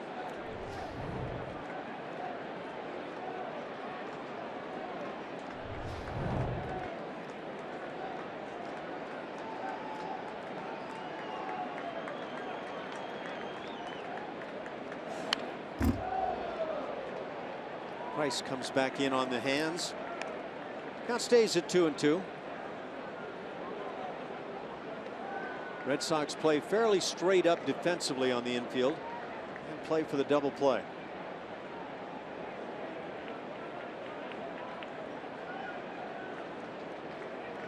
Correa, one of those guys that seems to have the ability to, if given the open right side, just shoot one that way.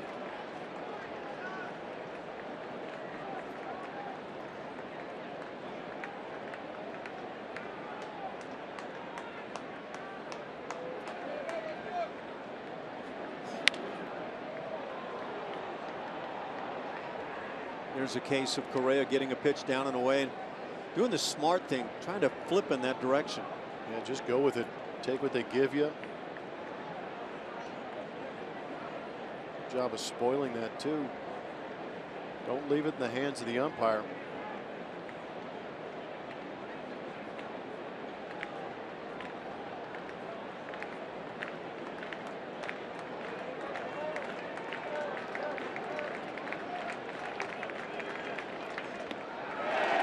Correa down on strikes. That's 9 for the left-hander David Price.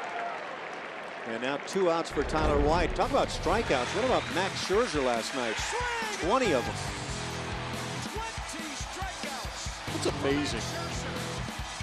So you've got to get 27 outs in a major league game. 20 of those outs via the strikeout. Fastball, slider, changeup combination with that electric arm that Max Scherzer has. That's I mean, that's just amazing to look at. That many strikeouts in one game. Was former Astro Roger Clemens one of the guys with 20 strikeouts in a game? Kerry Wood did it against. Roger did it twice. Roger did it twice. Yeah. That's not messing around. Pardon me for. That's 18 innings and 40 strikeouts. It's really phenomenal stuff. Got to see the Kerry Wood 20 strikeout game against Houston. I didn't even play in that game and I cringed. You were there? No. Oh. I was at home watching that on TV, thankfully. Tyler White at the plate in the cleanup spot tonight. Tyler has struck out and then popped to short.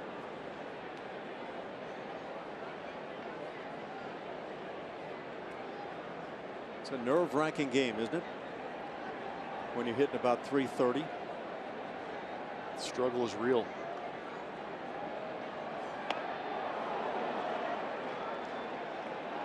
The appeal, do not get the swing.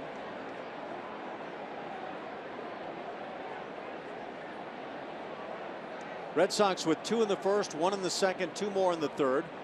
The Astros lone run coming in the second inning. 5-1 Boston, first of 4 here over the weekend. Night game tomorrow.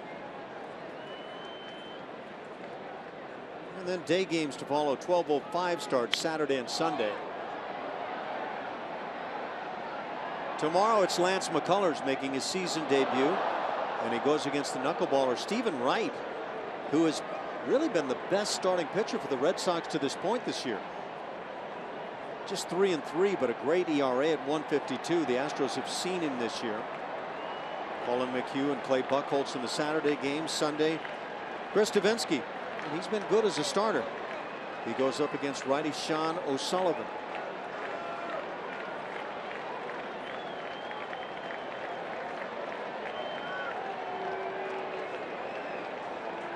No easy stop here on this road trip. 4 in Boston, a day off Monday, and then 3 more in Chicago against the White Sox.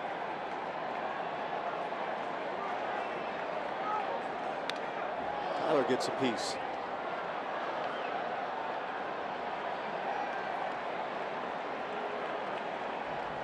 What a great start in the major leagues Tyler White had, but you knew it was coming at some point, that lesson that it's just not going to be easy at all times. Some of your Astros fans here tonight.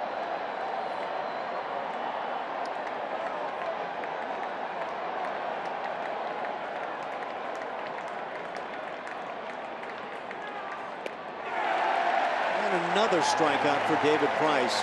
10 on the night, and he's worked just 5 innings through 4.5. 5-1 Sox.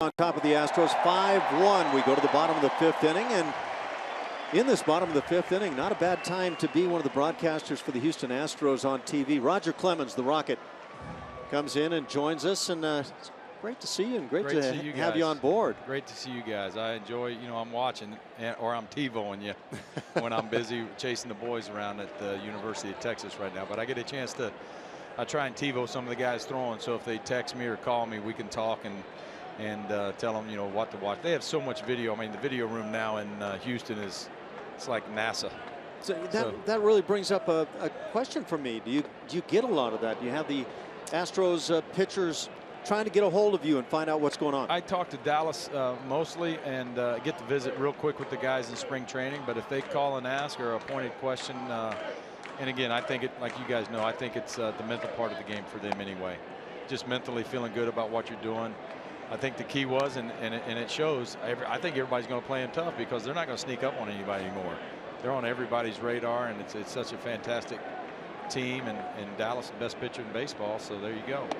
You know, I have to ask you, as you watch Dallas after he wins the Cy Young Award last year and now comes out struggling, what do you see? No, I just think working with his catchers again, I think you got to get on the same page. I think the hitters are going to pay more attention to him. They've seen him. Ortiz puts it on the ground. Altuve with the play. Out number 1 here in the 5th. I think they've seen him. I think he's on everybody's radar. I know that if I'm a hitter, I'm going to get my rest when I'm facing Dallas. Again, fantastic home field advantage for us last year. And you know, he gets everybody's attention now. When you put up the numbers that he did and you win a Cy Young Award, you have great pitching matchups like this. I know David Price, I haven't seen him throw just strictly out of the stretch. I don't know if he's done that before. He did it last year. It's kind of a funky windup that he does have, yeah. So I'm kind of watching him, but what I love about both of them is they close their shoulder off and they got a little shoulder tilt going to the plate. And that's what we try to tell the young guys or the viewers that are watching, to have a little shoulder tilt. It takes a little stress off your arm, especially as a major leaguer in a long season. If you take a guy like Arrieta in Chicago, if you watch him and you watch any video at all, you'll see him close off and have fantastic tilt.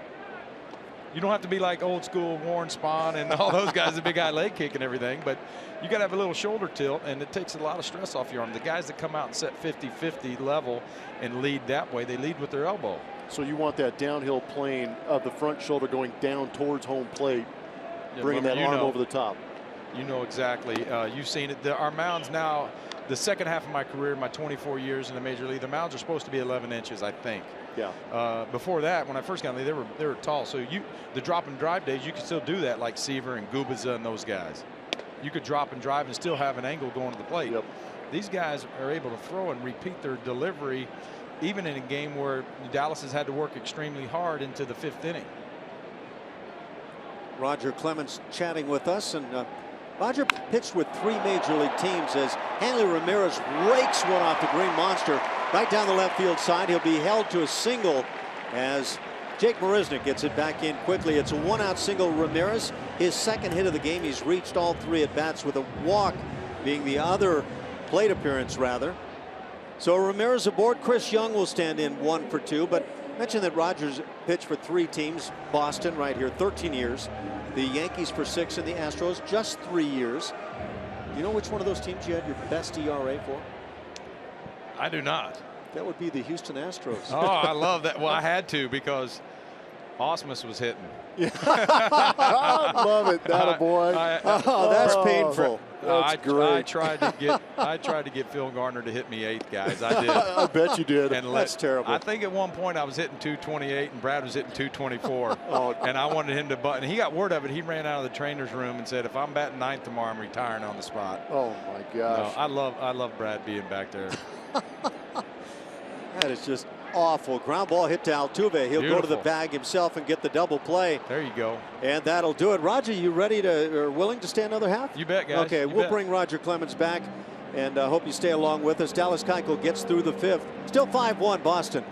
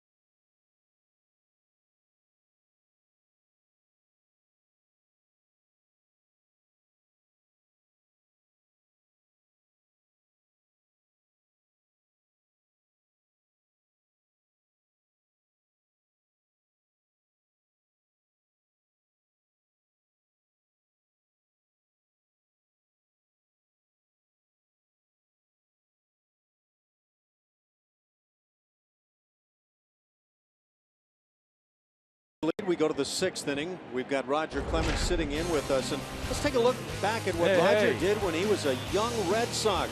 20 strikeouts in a game. You're going to see a girl in a pink jacket back there. Deb's back there throwing her hands up. She knew what I was doing more than I did. There she goes. There she goes. You'll see her right over here in the corner. There she's clapping. There she is. Look at her raising her hand. There she goes. Was she calling pitches for you? Yeah, there she goes. That's beautiful. She knew what I was doing more than I was doing. So what'd you feel like at that young stage of your career, and you suddenly find out not only can you pitch in the big leagues, but you can dominate? Yeah, Ash, that was it too. You know, coming back from the '85 season, that game really put me on the. You know, I think it let my teammates know here in Boston that I was healthy, and it really pushed us towards a great 1986 season that we had. I was alerted last night driving over here from Connecticut for my youngest son, Cody. He called me and I picked up the phone. He said that Max just tied your record, Pops, and I didn't know what was going on. So we started looking and we saw it. And what's cool about him, and the stats that I heard was that he didn't walk anybody either. And so that was really cool. I mean, when you're throwing that rate of speed and a lot of swings and misses against great major league hitters, that's pretty special. You want to hear my reaction to that question or that statement you were posed with by your son? My reaction is, which record? Yeah, there you go. That's what you could have asked. Yeah, I do. You know, I try and come back with that. Anybody can do it once. Yeah. Exactly. There you go. That's what I was telling Ash. 18 innings, only 40 strikeouts in a couple games. It's not too bad. Oh, man. Hey, still one of my favorite games ever is that 18-inning game at home against the Braves. I was out there wondering why I was the only one sitting in the bullpen in that game. Next thing you know, I'm in the game for 3 innings. That was crazy. Marwin strikes out, and so Roger as an Astro. And by the way, again, best ERA of his career with the Astros. Oh, yeah. The Gold Glover making the play. Oh, yeah. Athleticism. Oh, like there were bees on that one or something. I loved coming home to pitch. You know, I was obviously retired again, and then the guys got me to come back. I enjoyed those 3 years. That was a lot of fun to come home and pitch. You didn't quit there, though. I know it. Why'd you retire when you knew you had that stuff in the tank? I tried to shut it down again. You know, the very last year with the Yankees in '07, if Brian Cashman wouldn't have called, I mean, I really enjoyed Brian and everything he stood for, and it was a lot of work. I had to do a lot behind the scenes late at night to get ready there at home. But so is that all that led to that comeback with the Yankees? Is a plea from the GM? Yeah, I have a lot of respect for Brian, and he said, "What are you doing?" And I said, "I'm kind of watching you guys get swept by the Indians." And he said that ground ball goes to the left side. Carlos Gomez thrown out. He said that I need you back in my 4th or 5th hole, but I need you more so. I need you more so in the clubhouse. So we had a good time. I was very fortunate to play for 2 of the most historic franchises and these ballparks, the old Yankee Stadium in Fenway. Take that, Brad. Yeah. What? I'm just glad I'm not showing up in these highlights. I still find it odd to see our hometown Astros here at Fenway in a non-interleague game. Yeah, I still have to say, 2005, I think it was that year, you put together a couple of halves or 2/3 of a season that the greatest pitching I've ever witnessed. I've never seen anything like it. We had a great time. We had a great team. I enjoyed coming home, and like I said, playing with Biz and Baggy behind us and all the guys. And, you know, having Andy there, I mean, it was just one after another. And really, for 3 years, we flipped that town from a football town to a baseball city. Yeah, right. And it was rocking and rolling. That stadium was loud. I loved it. Speaking of that, I want to get you to be able to tell the folks what you're doing and what's coming up here real quickly for you before you run off. I know you're a very busy guy. Yeah, so, and I'm coming home soon, guys. They're at home. They're listening at home. Deb and everybody's get home. But had a fun 4 or 5 days knocking out some charity stuff. And I was here at Fenway today throwing batting practice. The Jimmy Fund, their major charity. I let them auction me off to throw batting practice for an hour today to 10 businessmen. They brought their kids, a bunch of 12-year-olds, and we just had a blast. I think it's a one-in-a-lifetime experience. I mean, even more so than playing something like Augusta.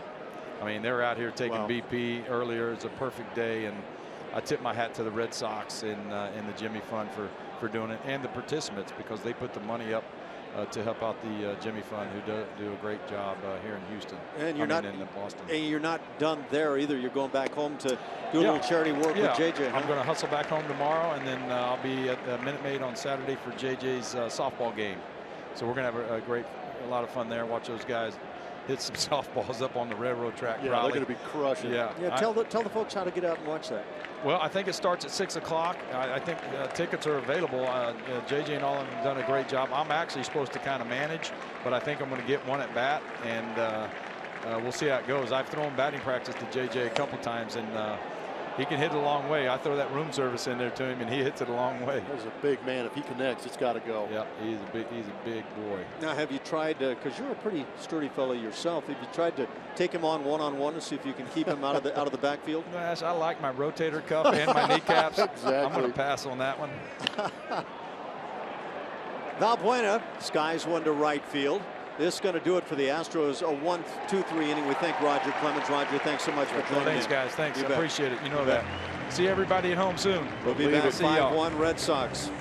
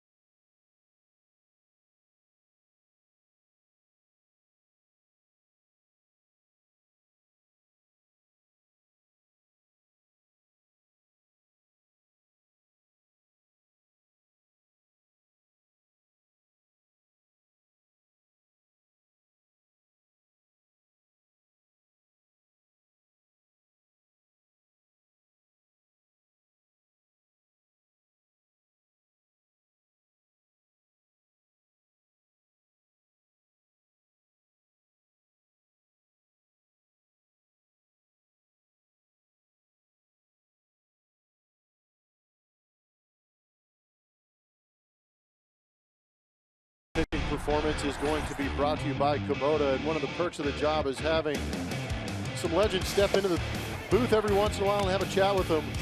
Just some more looks at Roger Clemens in that Houston Astro uniform. As said, best ERA he's had in his career was as an Astro. Several Cy Young awards. He ranks third all-time in strikeouts with 4,672. And anytime you have greatness up here to tell stories, I could just have him in the booth all night just and listen to some of the stories, let alone he could absolutely break down a pitching performance too. You and I could go 9 innings with that, no problem. As the ground ball goes to the right side, Dallas Keuchel starting things here in the 6th inning, trailing 5-1, but able to get his first man Travis Shaw one out as the catcher Christian Vasquez comes to the plate. On those numbers you're talking about, 3 years in Houston, Roger Clemens put up an ERA of 2.40. That's fabulous. And then again, Minute Maid Park. He's pitching a majority of the time in Minute Maid Park. So. That's 84 starts with a 2.40 ERA. He pitched 6 years with the Yankees, had a 4.01, and 13 with the Red Sox at 3.06. All great stuff. But those numbers with Houston, those were tremendous years.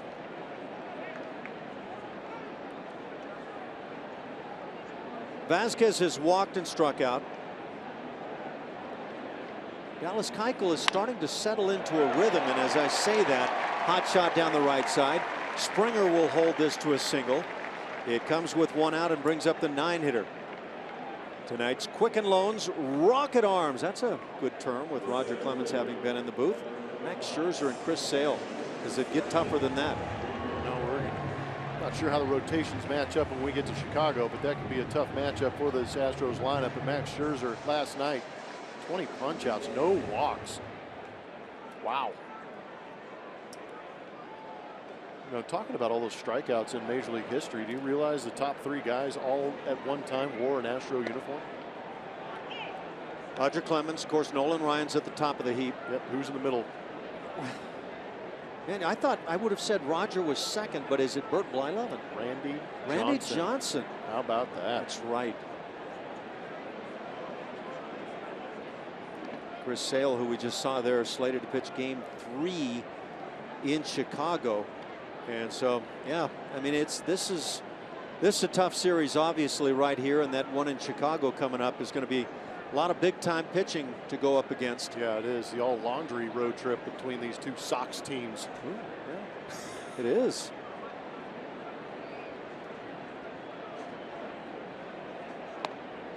Jackie Bradley Jr. 1 for 2 on the night, hitting .325. Carlos Rodon goes in game 1. Matt Latos, the suddenly reborn Matt Latos. Huh? Yeah. See that one coming.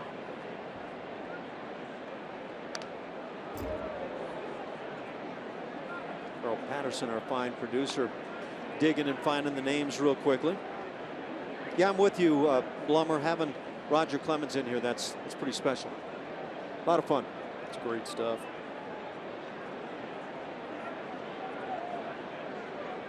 And now what we need is the Astros bats to come alive and turn this thing around. High chopper. Keuchel's only play, and he'll drop it. I'm not sure that you speed that play up with the bare hand, but I'm not sure he had a play anyway. Hard to say. How do you see that one? I would have liked to have seen the glove been used. Dallas Keuchel is a Gold Glove winner.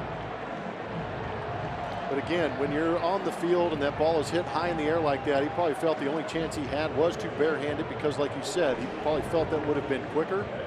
Watch the timing and consider with the glove what the timing would have looked like. You almost have that same timing, don't you? And you could kind of see that Dallas was turning his shoulders to kind of catch it over the shoulder so he could make that throw left-handed. And I think it would have been a better option just to secure the baseball, make a strong throw, and if it's a bang-bang play, at least you have a chance of getting the out. It's hit number 9 for the Red Sox.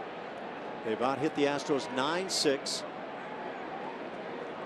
One out here in the inning, top of the order with Mookie Betts, who hammers one to left field, back of the monster. It's a 3-run job. And Dallas Keuchel has quickly been touched up here in the 6th inning.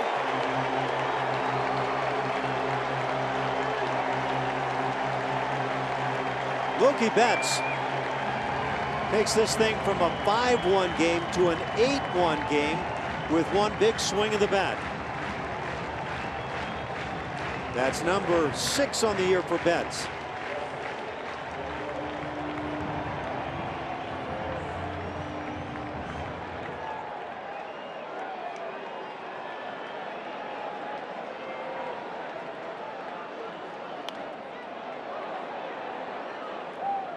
I hope I said 8-1. It is 8-1 now.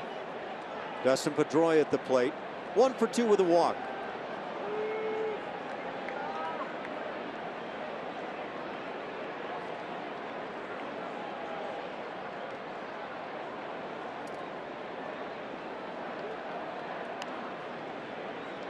Well, it can happen quickly here at Fenway.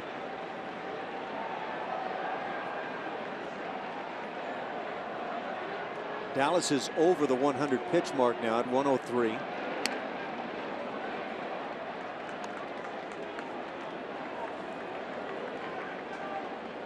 Red Sox with 2 long balls against Keuchel. He has struck out just 3 tonight. He'll make the play here. Second out of the inning. And it brings up Xander Bogaerts. Let's take a look at that home run swing once again. Just a hang and change up. It was down in the zone, but kind of drifted back towards the right-handed hitting Mookie Betts. And he unloaded.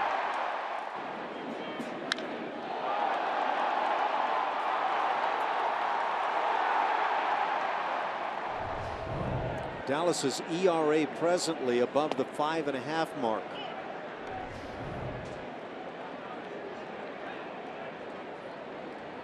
Look at the eyes right on the ball.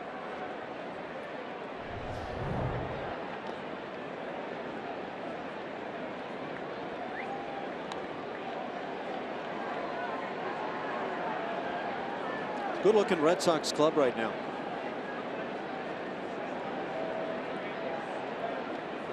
Xander Bogaerts hitting .329.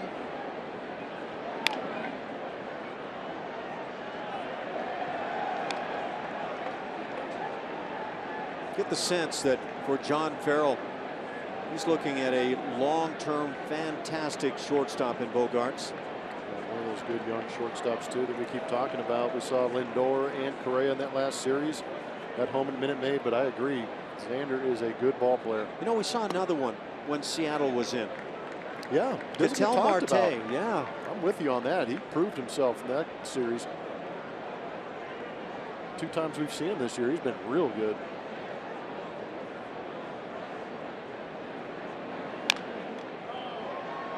Chopper goes foul.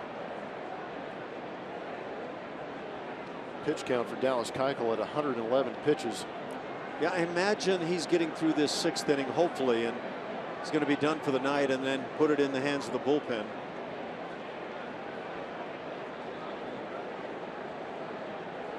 It's not an easy shot to get right there.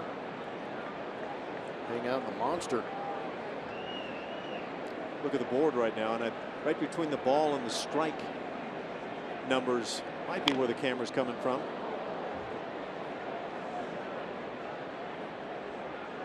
Right there you go. There's that spy cam. I see you.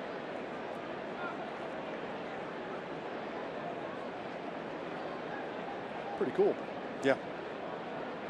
What's the ground rules when the ball goes in there?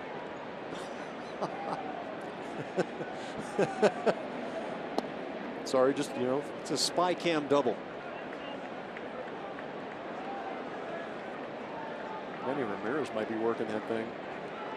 No, he never played that deep. Did you say that he would go into that thing during a game? Yes, he had 1 year. It might have been beyond 1 year as Keuchel gets the strikeout where he played almost behind the shortstop. It was unbelievable.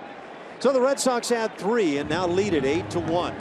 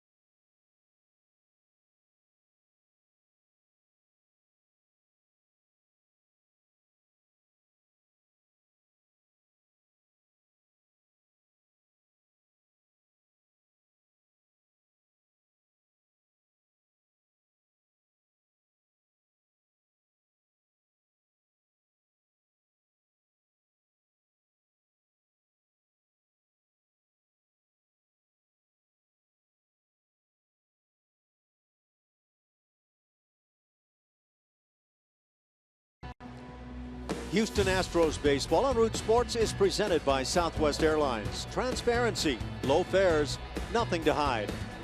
By Jack in the Box. Taste the Jumbolicious Jumbo Meal before it's gone. Only at Jack in the Box. And by Academy Sports and Outdoors, donating $100 for each Astros home run and $200 for each Correa home run to Houston's children's charity. To the 7th inning we go. The Astros with work to do. Trailing at 8-1. David Price has been strong here this evening. Eric Kratz falls behind in the count, 0-1. Kratz gets the start tonight behind the dish, working with Dallas Keuchel with that left-hander Price on the hill. Another very well spotted backdoor breaking ball. 0-2 the count.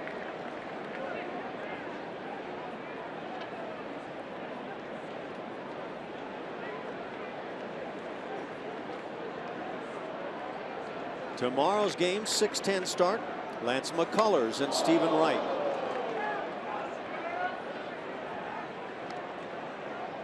What do you anticipate from Lance McCullers' first start? Some electricity. He's going to be a ramped up young man. We know that he pitches with a lot of energy. Coming back hopefully to provide a boost for this Astros rotation. I think it was 68 pitches he threw in the last outing on the minor league level in the rehab. Where would you think he'd go with tomorrow's game? There's going to be a close watch on him. I would say between 75 and 90 pitches, if I had to guess. But again, you know, with what happened that getaway day yesterday with 16 innings being pitched, and then today with bullpen being used, going to be some well-rested guys depending on how Lance McCullers goes out there and if he's efficient with those 90-plus pitches, hopefully. Down the right field side, tough play. Betts on the move and makes a nice running grab. Ball hit well by Erik Kratz, but it's a fine defense for the Red Sox.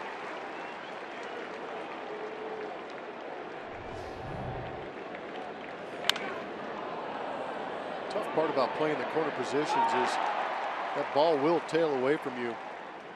Mookie Betts with the speed to catch up to it.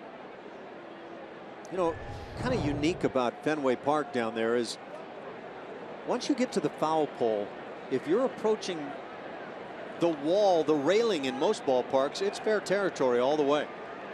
So there's no backing away, running down into a corner.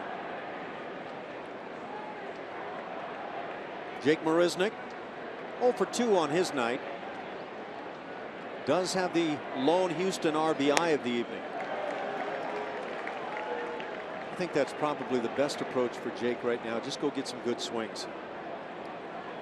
Yeah, just try and take the brain out of it and react. It's tough to do when you're trying to get hits, though. It's funny how we talk about that a lot of times, about how you get out of a slump, and yet so much of the talk is about thinking and having game plans and all that sort of thing. And you know, you can dig yourself into a bad spot by overthinking. That is very true. We're in the 7th inning.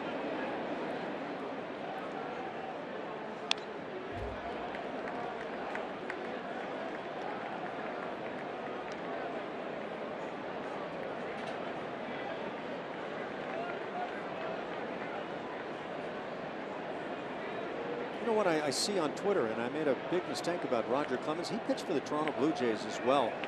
And I'm asking myself why that wasn't showing up where I was glancing, but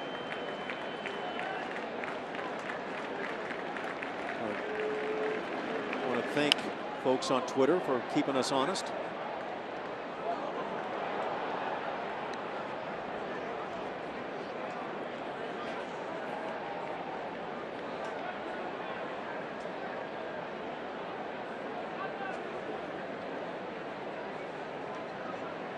Two and two on Jake.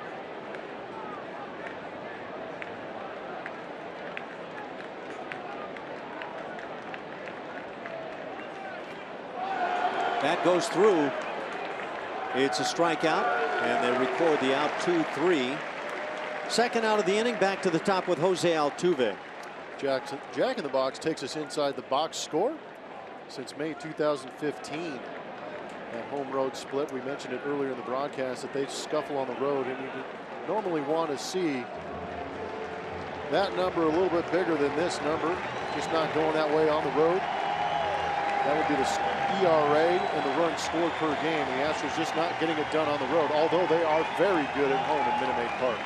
David Price is done with a very fine evening. He works 6 2/3 innings, 12 strikeouts as he heads toward that first base dugout. And his Red Sox on top, 8-1. We'll be right back.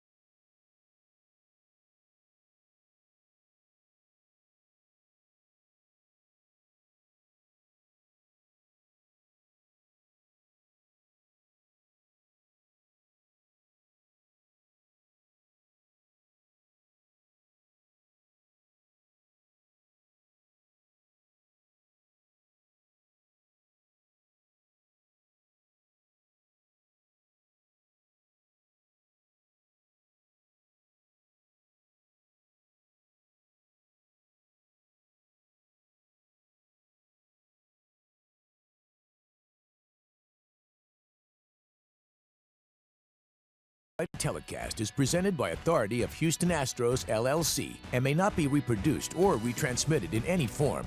And the accounts and descriptions of this game may not be disseminated without the express written consent of Houston Astros, LLC. Red Sox go to the bullpen. They bring in veteran right-hander Junichi Tazawa out of Yokohama, Japan. And he'll work it with 2 outs here. Jose Altuve at the plate. Jose is 2 for 3 on the night. That batting average just under the .330 mark. .329 now for Jose. He drills it to center, but right there is Jackie Bradley Jr. And a 1-2-3 inning. 1 pitch from Tazawa. To the bottom of the 7th we go. Red Sox all the way.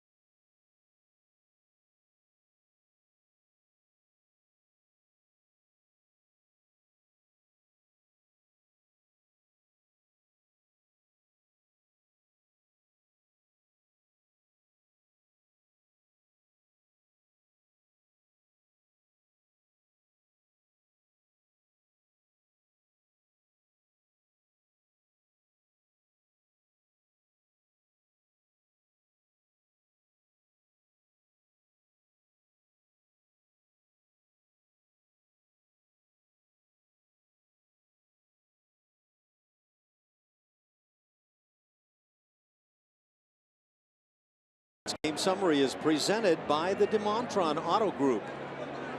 As you can see, Jose Altuve's had a nice night offensively, 2 for 4 with a double. Jake Marisnick has driven in that only run for Houston. While on the other side, David Price, another big strikeout game and a really solid game and cutting down the ERA tonight. He's really struggled in that regard, but 12 punch-outs tonight. Home runs from Mookie Betts and Xander Bogaerts, and the Red Sox just keep on swinging the bats.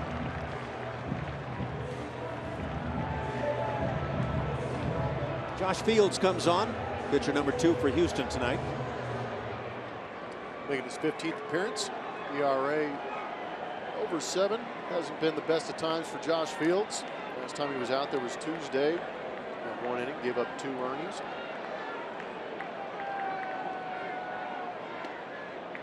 It's a breaking ball for the first offering.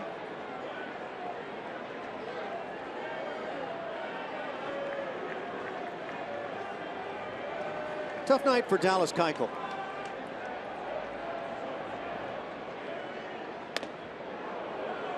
Bat went good distance through, and when they finally appealed, Joe West says yes, that is a strike.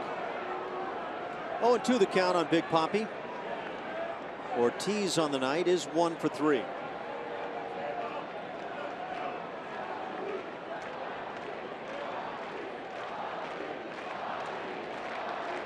Papi hitting .322. He's in recent years had some struggles in the first month and a half, 2 months of the seasons, but not this year. He's going out with a bang.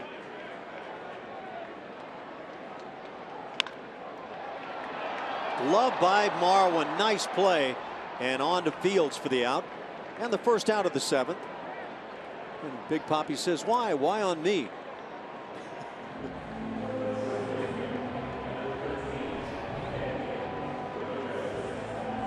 Shot of what Marlins saw. He's a good infielder. He is. I don't know if you've gotten a chance to really watch him on some of the pregame drill stuff when he starts airing out the hose. Oh, he's got one too. He can bring it. He can throw from all angles too. Yep. 1 out, Hanley Ramirez stands in. I was talking about Keuchel's night. 6 innings, 10 hits, 8 runs all earned, 3 walks and 4 strikeouts, a couple of home runs. And it feels like at moments like he's starting to turn the corner, and yet the Red Sox put those numbers up. Just feels like any mistake he makes in the zone gets ripped. And with that home run, who was it from? Xander Bogaerts. Still a good slider down, and what a good. This one pops out of the glove of Marwin Gonzalez and drops fair. Really tough play, but Marwin tried to maintain that position with his back to home plate. What's tough to do as a corner infielder going back into the outfield. And again, he's got his eye on it. He wanted to stay with it. If he tried to alter that angle at all, he might lose track of that ball. Gave it a pretty good shot, though. You know, you see receivers, for example, in football taking that pass, but the ball's coming from such a shallower angle than this kind of a pop fly. And I think you kind of lose perspective how difficult this play is. Hit number 11 for the Red Sox.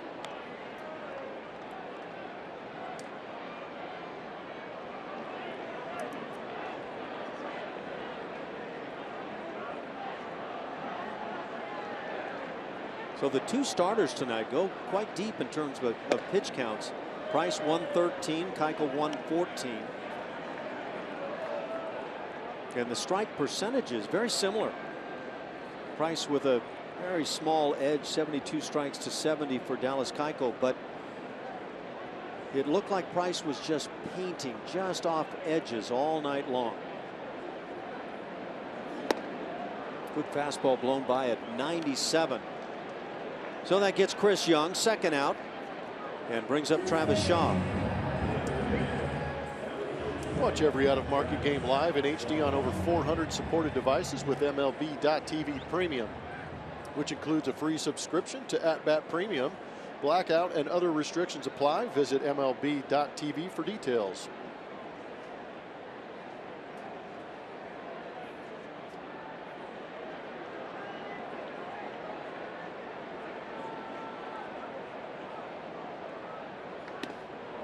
Shaw is 0 for 3 on the night.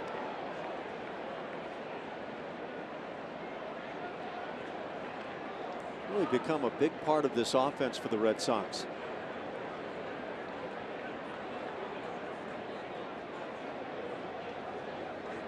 Pardon the pun.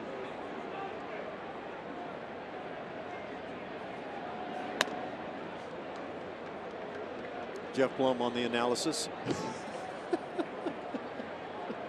Couldn't help it. Oh, man.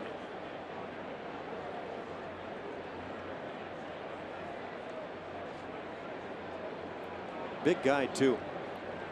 We were watching the Red Sox take early drills defensively, and this one is drilled into right center field and goes all the way to that 420 corner. Here comes Hanley Ramirez to the plate. Run number 9. RBI double for Shaw, his first hit of the night. And number 12 for the Red Sox as they lead 9-1.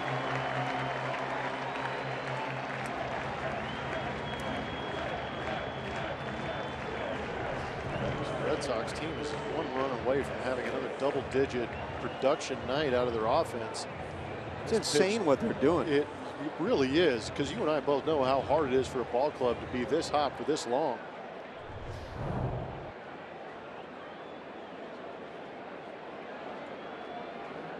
You know, and I was looking through some of the numbers of the Red Sox coming in. You think, okay, well, they've been putting up double-digit games all season long. They had only one double-digit run game until the string of 3 straight that they put up prior to this. Wow. That's impressive. So suddenly, they were among the leaders, if not the leader, most of the season in offensive numbers. But they've just turned it up a full run. They've bumped up their runs per game, and they're pushing toward 6 runs a game right now. 5 is a great figure. Yeah, 5's a phenomenal number. You score 5 runs a game on an average over the course of the year. You've got a great offense, and you give yourself a chance to win even when you don't get the very best of pitching. Might explain why David Price had that 4-1 record with a 6.75 ERA coming into this game. Dead on.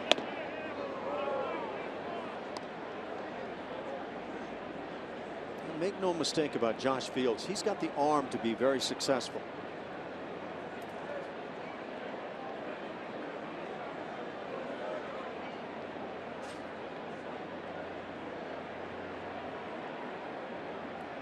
Red Sox scored 11 runs on April 26th. That against Atlanta. And that was their only double-digit run game until 4 days ago. Pent-up aggression. They put up 14, 13, and 13 the last 3 days against Oakland. That's normal. Meanwhile, the Oakland team ERA just ballooned. Yeah, Huh? absolutely. Jeez. Pitching coach's nightmare. Do you think the pitching coach walked out there eventually and just said, "I'm glad it's you, not me"? Pitching coach says to the manager, "You go out there. I'm not going out there right now." Yeah, I've got nothing to offer. And that's the Red Sox dugout right now. A bunch of guys standing around thinking, what's going to happen next?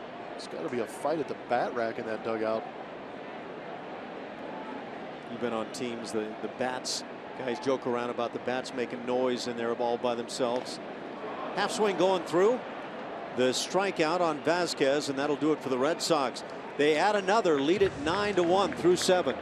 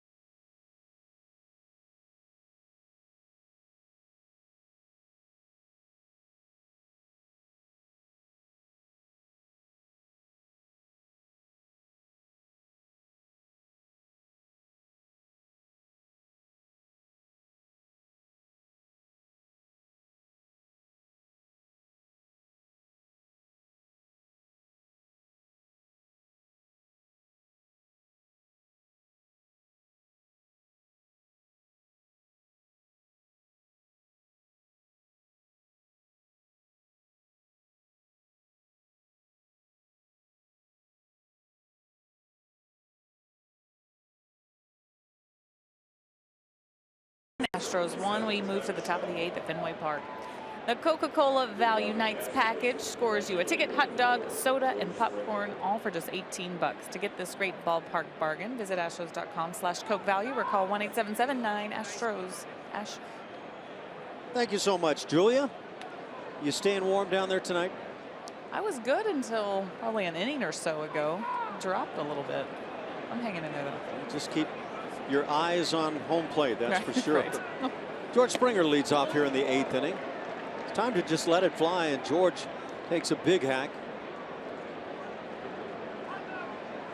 Springer 1 for 3, had a solid base hit to center back in the first inning.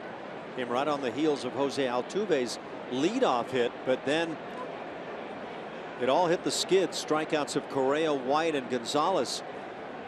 And that's where the night really shut down for the Astros offensively. Their lone run coming in the second inning. It came on an error charged on Dustin Pedroia. There was an RBI on the play for Jake Marisnick, and that's been it. They've had just 2 hits, a couple of singles since the second inning. Springer hits it to the gap in left center field. It's going to drop Springer with a big turn at first. He'll hold with a single. Second hit of the night for George. Leadoff hit brings up Carlos Correa.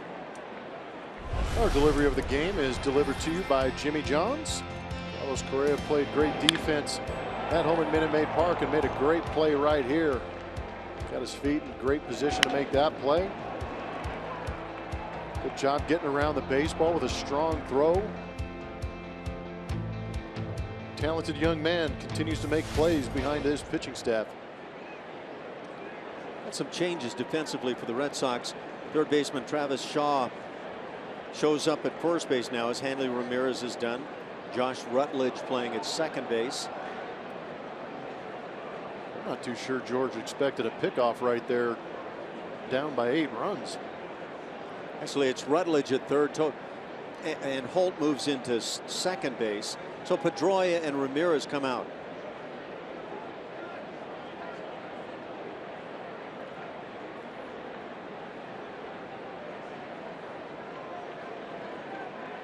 Another very nice night defensively for Carlos Correa, with the bat 0 for 2 and a couple of strikeouts.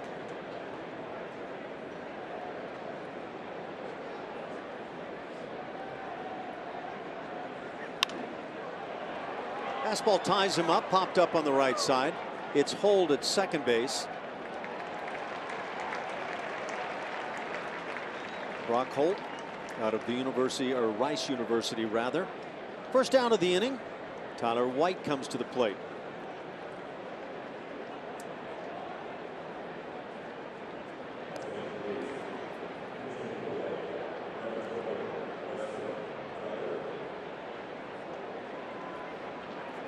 Pinch hitter now. It'll be Preston Tucker coming up to swing it for Tyler White. White got the start tonight in the cleanup spot against the lefty David Price. And now Preston Tucker, who had a mighty big hit in yesterday's game, gave the Astros a late 3-2 lead that they would eventually give up in the 9th inning and then finally win the game in 16.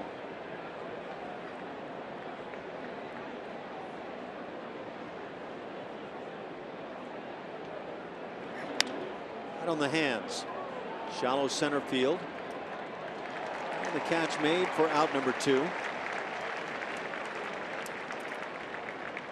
Tazawa getting in the kitchen here in the 8th inning.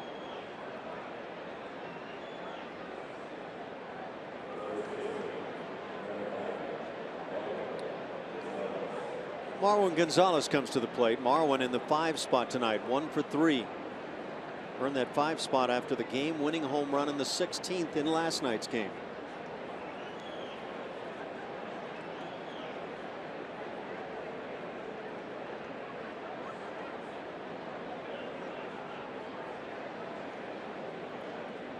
Marwin's done some work on that batting average. That's come pretty good distance in the last couple of weeks.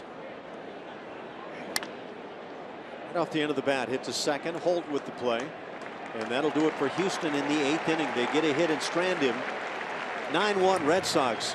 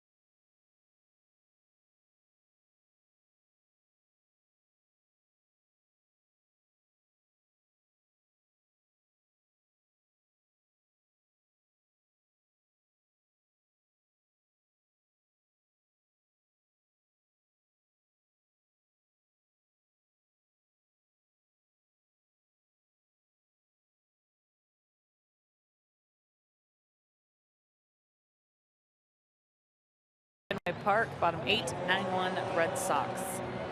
It is time to announce the winner of our Chevy Stroh poll.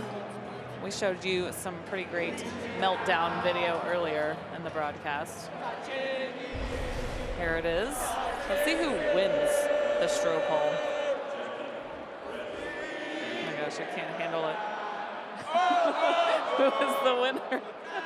Actually, I can tell you that it was pretty close. There it is. Look how close this was. Okay, so who did win? Oh my goodness, there was a tie. All right, so what do? Do we just show all of these amazing meltdown videos? Julia, you are the arbiter. Could you guys handle the suspense there? Which one did you like best, Julia? I don't know, the minor league one, the minor league manager. That was strong. Man, that was good.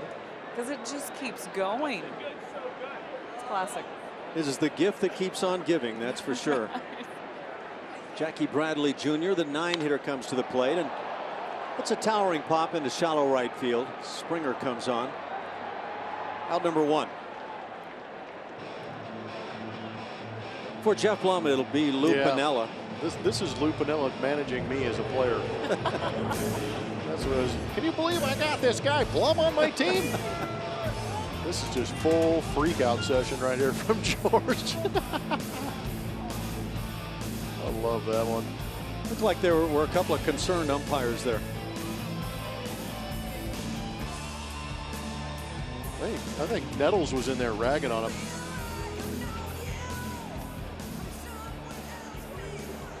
It's pretty strong. Good competition. But I think I know who my winner might be. Top of the order, Mookie Betts. He's not my winner, by the way. It's not? No. Who'd you want to win? I don't even know the guy's name. I've come upon his name numerous times as the line drive goes by Marwin Gonzalez. So Mookie Betts is aboard, and I'm not believing that this was uncatchable. From the minor leagues, this is it. Philip Wellman, is that what it is? What is going on in this guy's life that he had to make this happen? There's the new home plate dimensions right there. Some internal issues. This is the best. Sneaking up on the umpire. Pull the pin, let it fly. And I'm going to take my bases and I'm going home. How'd they play the rest of that game?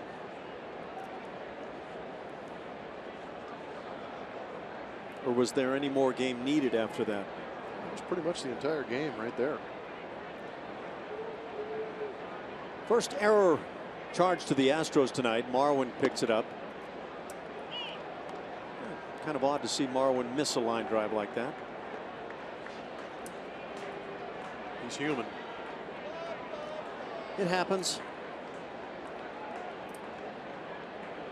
The Astros have one more shot with the bats. Carlos Gomez, Luis Valbuena, and Eric Kratz do up, and here's a rocket to left field over Marisnik. One hop up against the monster. Stopping at third is Betts on the double by Brock Holt. So he gets one at bat on the night and rakes a double to left field. There's another guy that has hit very well against the Astros through the years. I believe that lifetime figure is .352 against Houston. And climbing. Yes, with that double.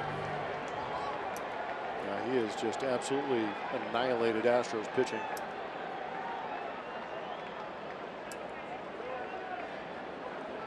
Well, the Red Sox threatening now to go double digits again tonight. Fields has an out, works to shortstop Xander Bogaerts.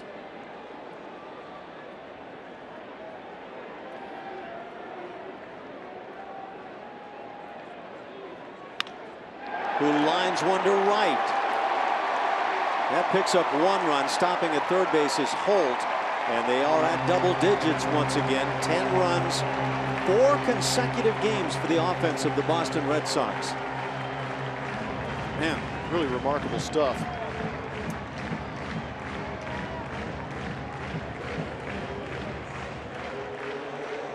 That run unearned, but when it's all said and done, doesn't matter one bit.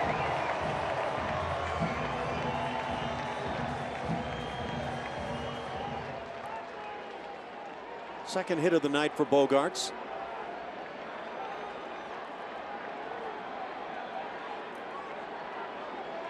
And now Big Papi. Ortiz 1 for 4 on his night. Now, you and I haven't just come on board with Bogaerts. Last year, so impressive watching him. Yeah, both him and Mookie Betts, young kids in this Boston Red Sox organization. And now they add Travis Shaw. They've got Brock Holt, who kind of fills multiple roles for the club. Jackie Bradley Jr. Jackie Bradley Jr., who last year came up with the Red Sox, struggled in a big way, and then he even got off to a slow start this year, but he has turned it on. Patience has paid off.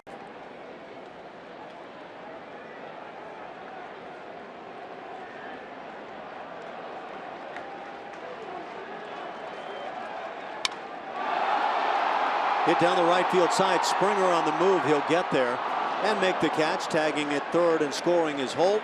Sac fly for Big Papi. And 11-1 now here in the 8th inning.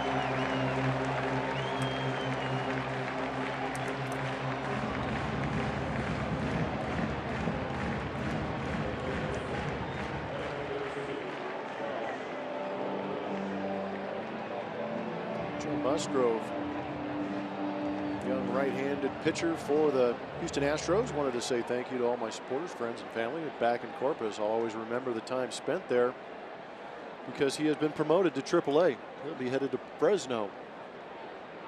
That's a name that seems that the folks in Houston are going to become accustomed to soon.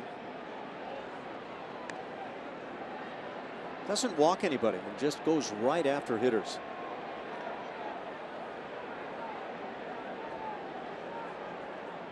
Two outs as Josh Rutledge gets his first AB of the night.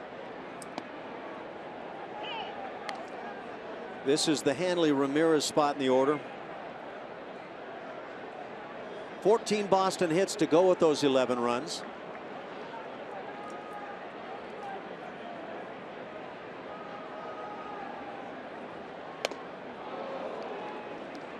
One and two the count.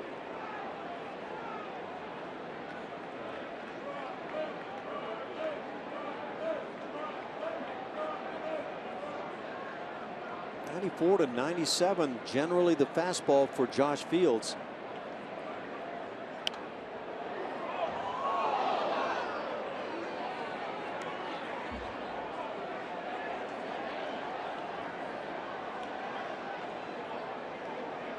I was talking about Jackie Bradley Jr. a couple of years ago, 2014. He came up, played 170, that would be a lot. 127 games that year and hit 198. And now he's turned into this. Strikeout on the off speed. And that'll do it for the Red Sox. But a couple more runs gives them 11. They're on top, 11-1.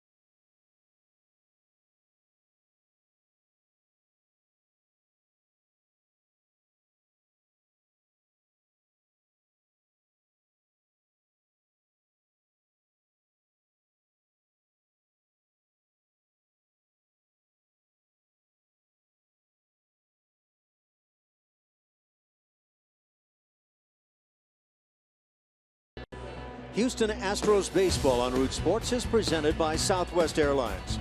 Transparency, low fares, nothing to hide. And by Toyota. Let's go places. We are going to the 9th inning. Red Sox lead it 11-1. They've doubled the Astros in hits tonight. Now the Astros go up against a new right-hander out of that bullpen for the Red Sox, Heath Hembree.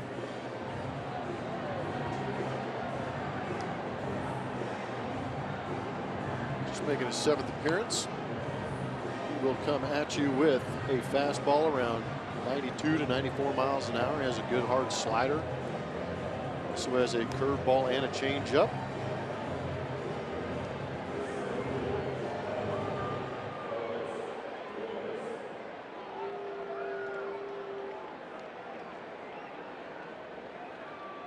So Hembree gets himself set behind the mound. He'll face Carlos Gomez to start things. Luis Valbuena waits on deck.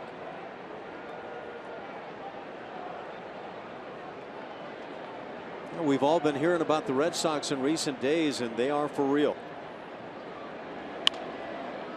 Gomez pops it up.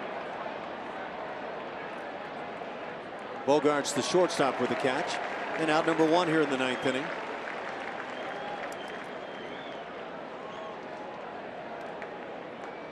Luis Valbuena will stand in.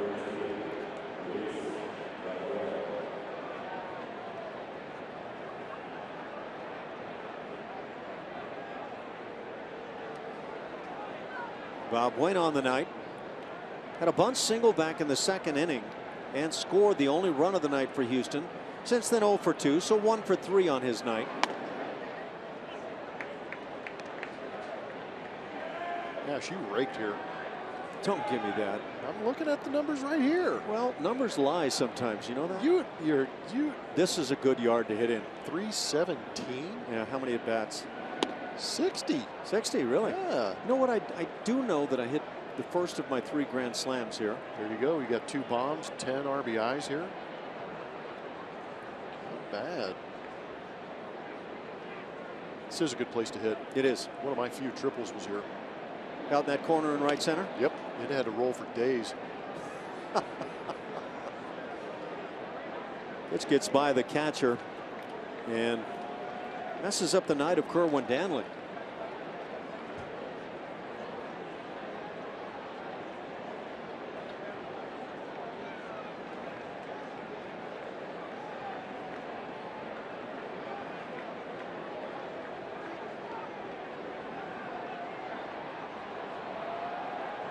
You know what? One of the cool moments I remember, now that you bring that up, Valbuena takes a strike on the outside edge. Got a base hit here. Hung out a line drive and went down to first base. And who was playing first base? Carl Yastrzemski. Oh, wow. Nice. And he said he dropped kind of a compliment. You know, nice job, kid, whatever, impressive or whatever. And I was standing there with Carl Yastrzemski at first base. That is pretty cool. I mean, you don't just do that on any corner. There it is, number 8. Yes.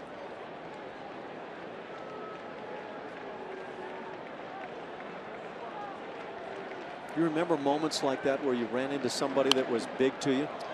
Yeah, I was my first big league spring training. I was with the Expos and we shared a complex with the St. Louis Cardinals.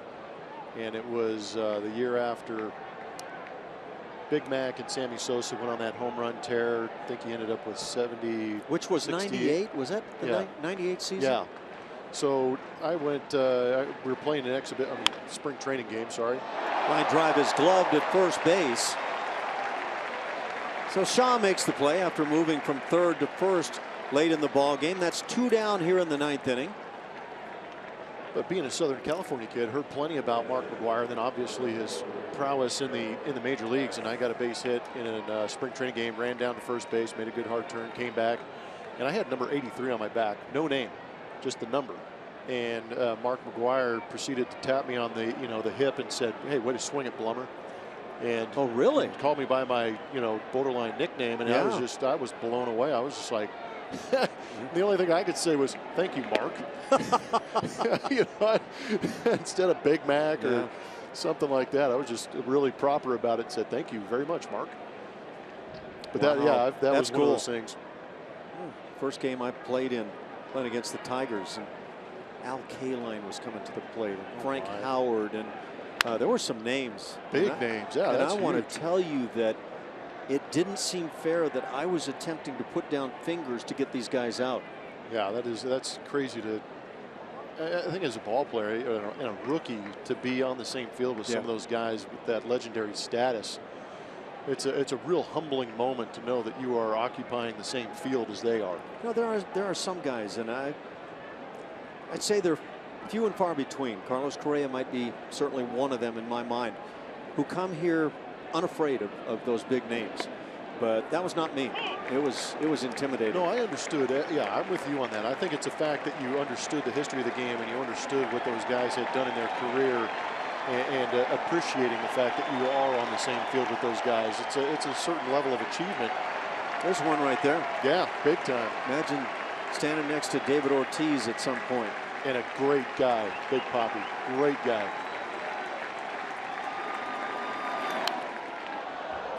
Kratz stays alive.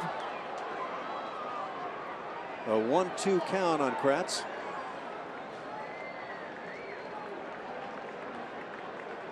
Yeah, there are plenty of moments when I look back and feel like maybe I had way too much respect. But you know, that's personality. You have too. your own makeup. You Yeah, appreciated it.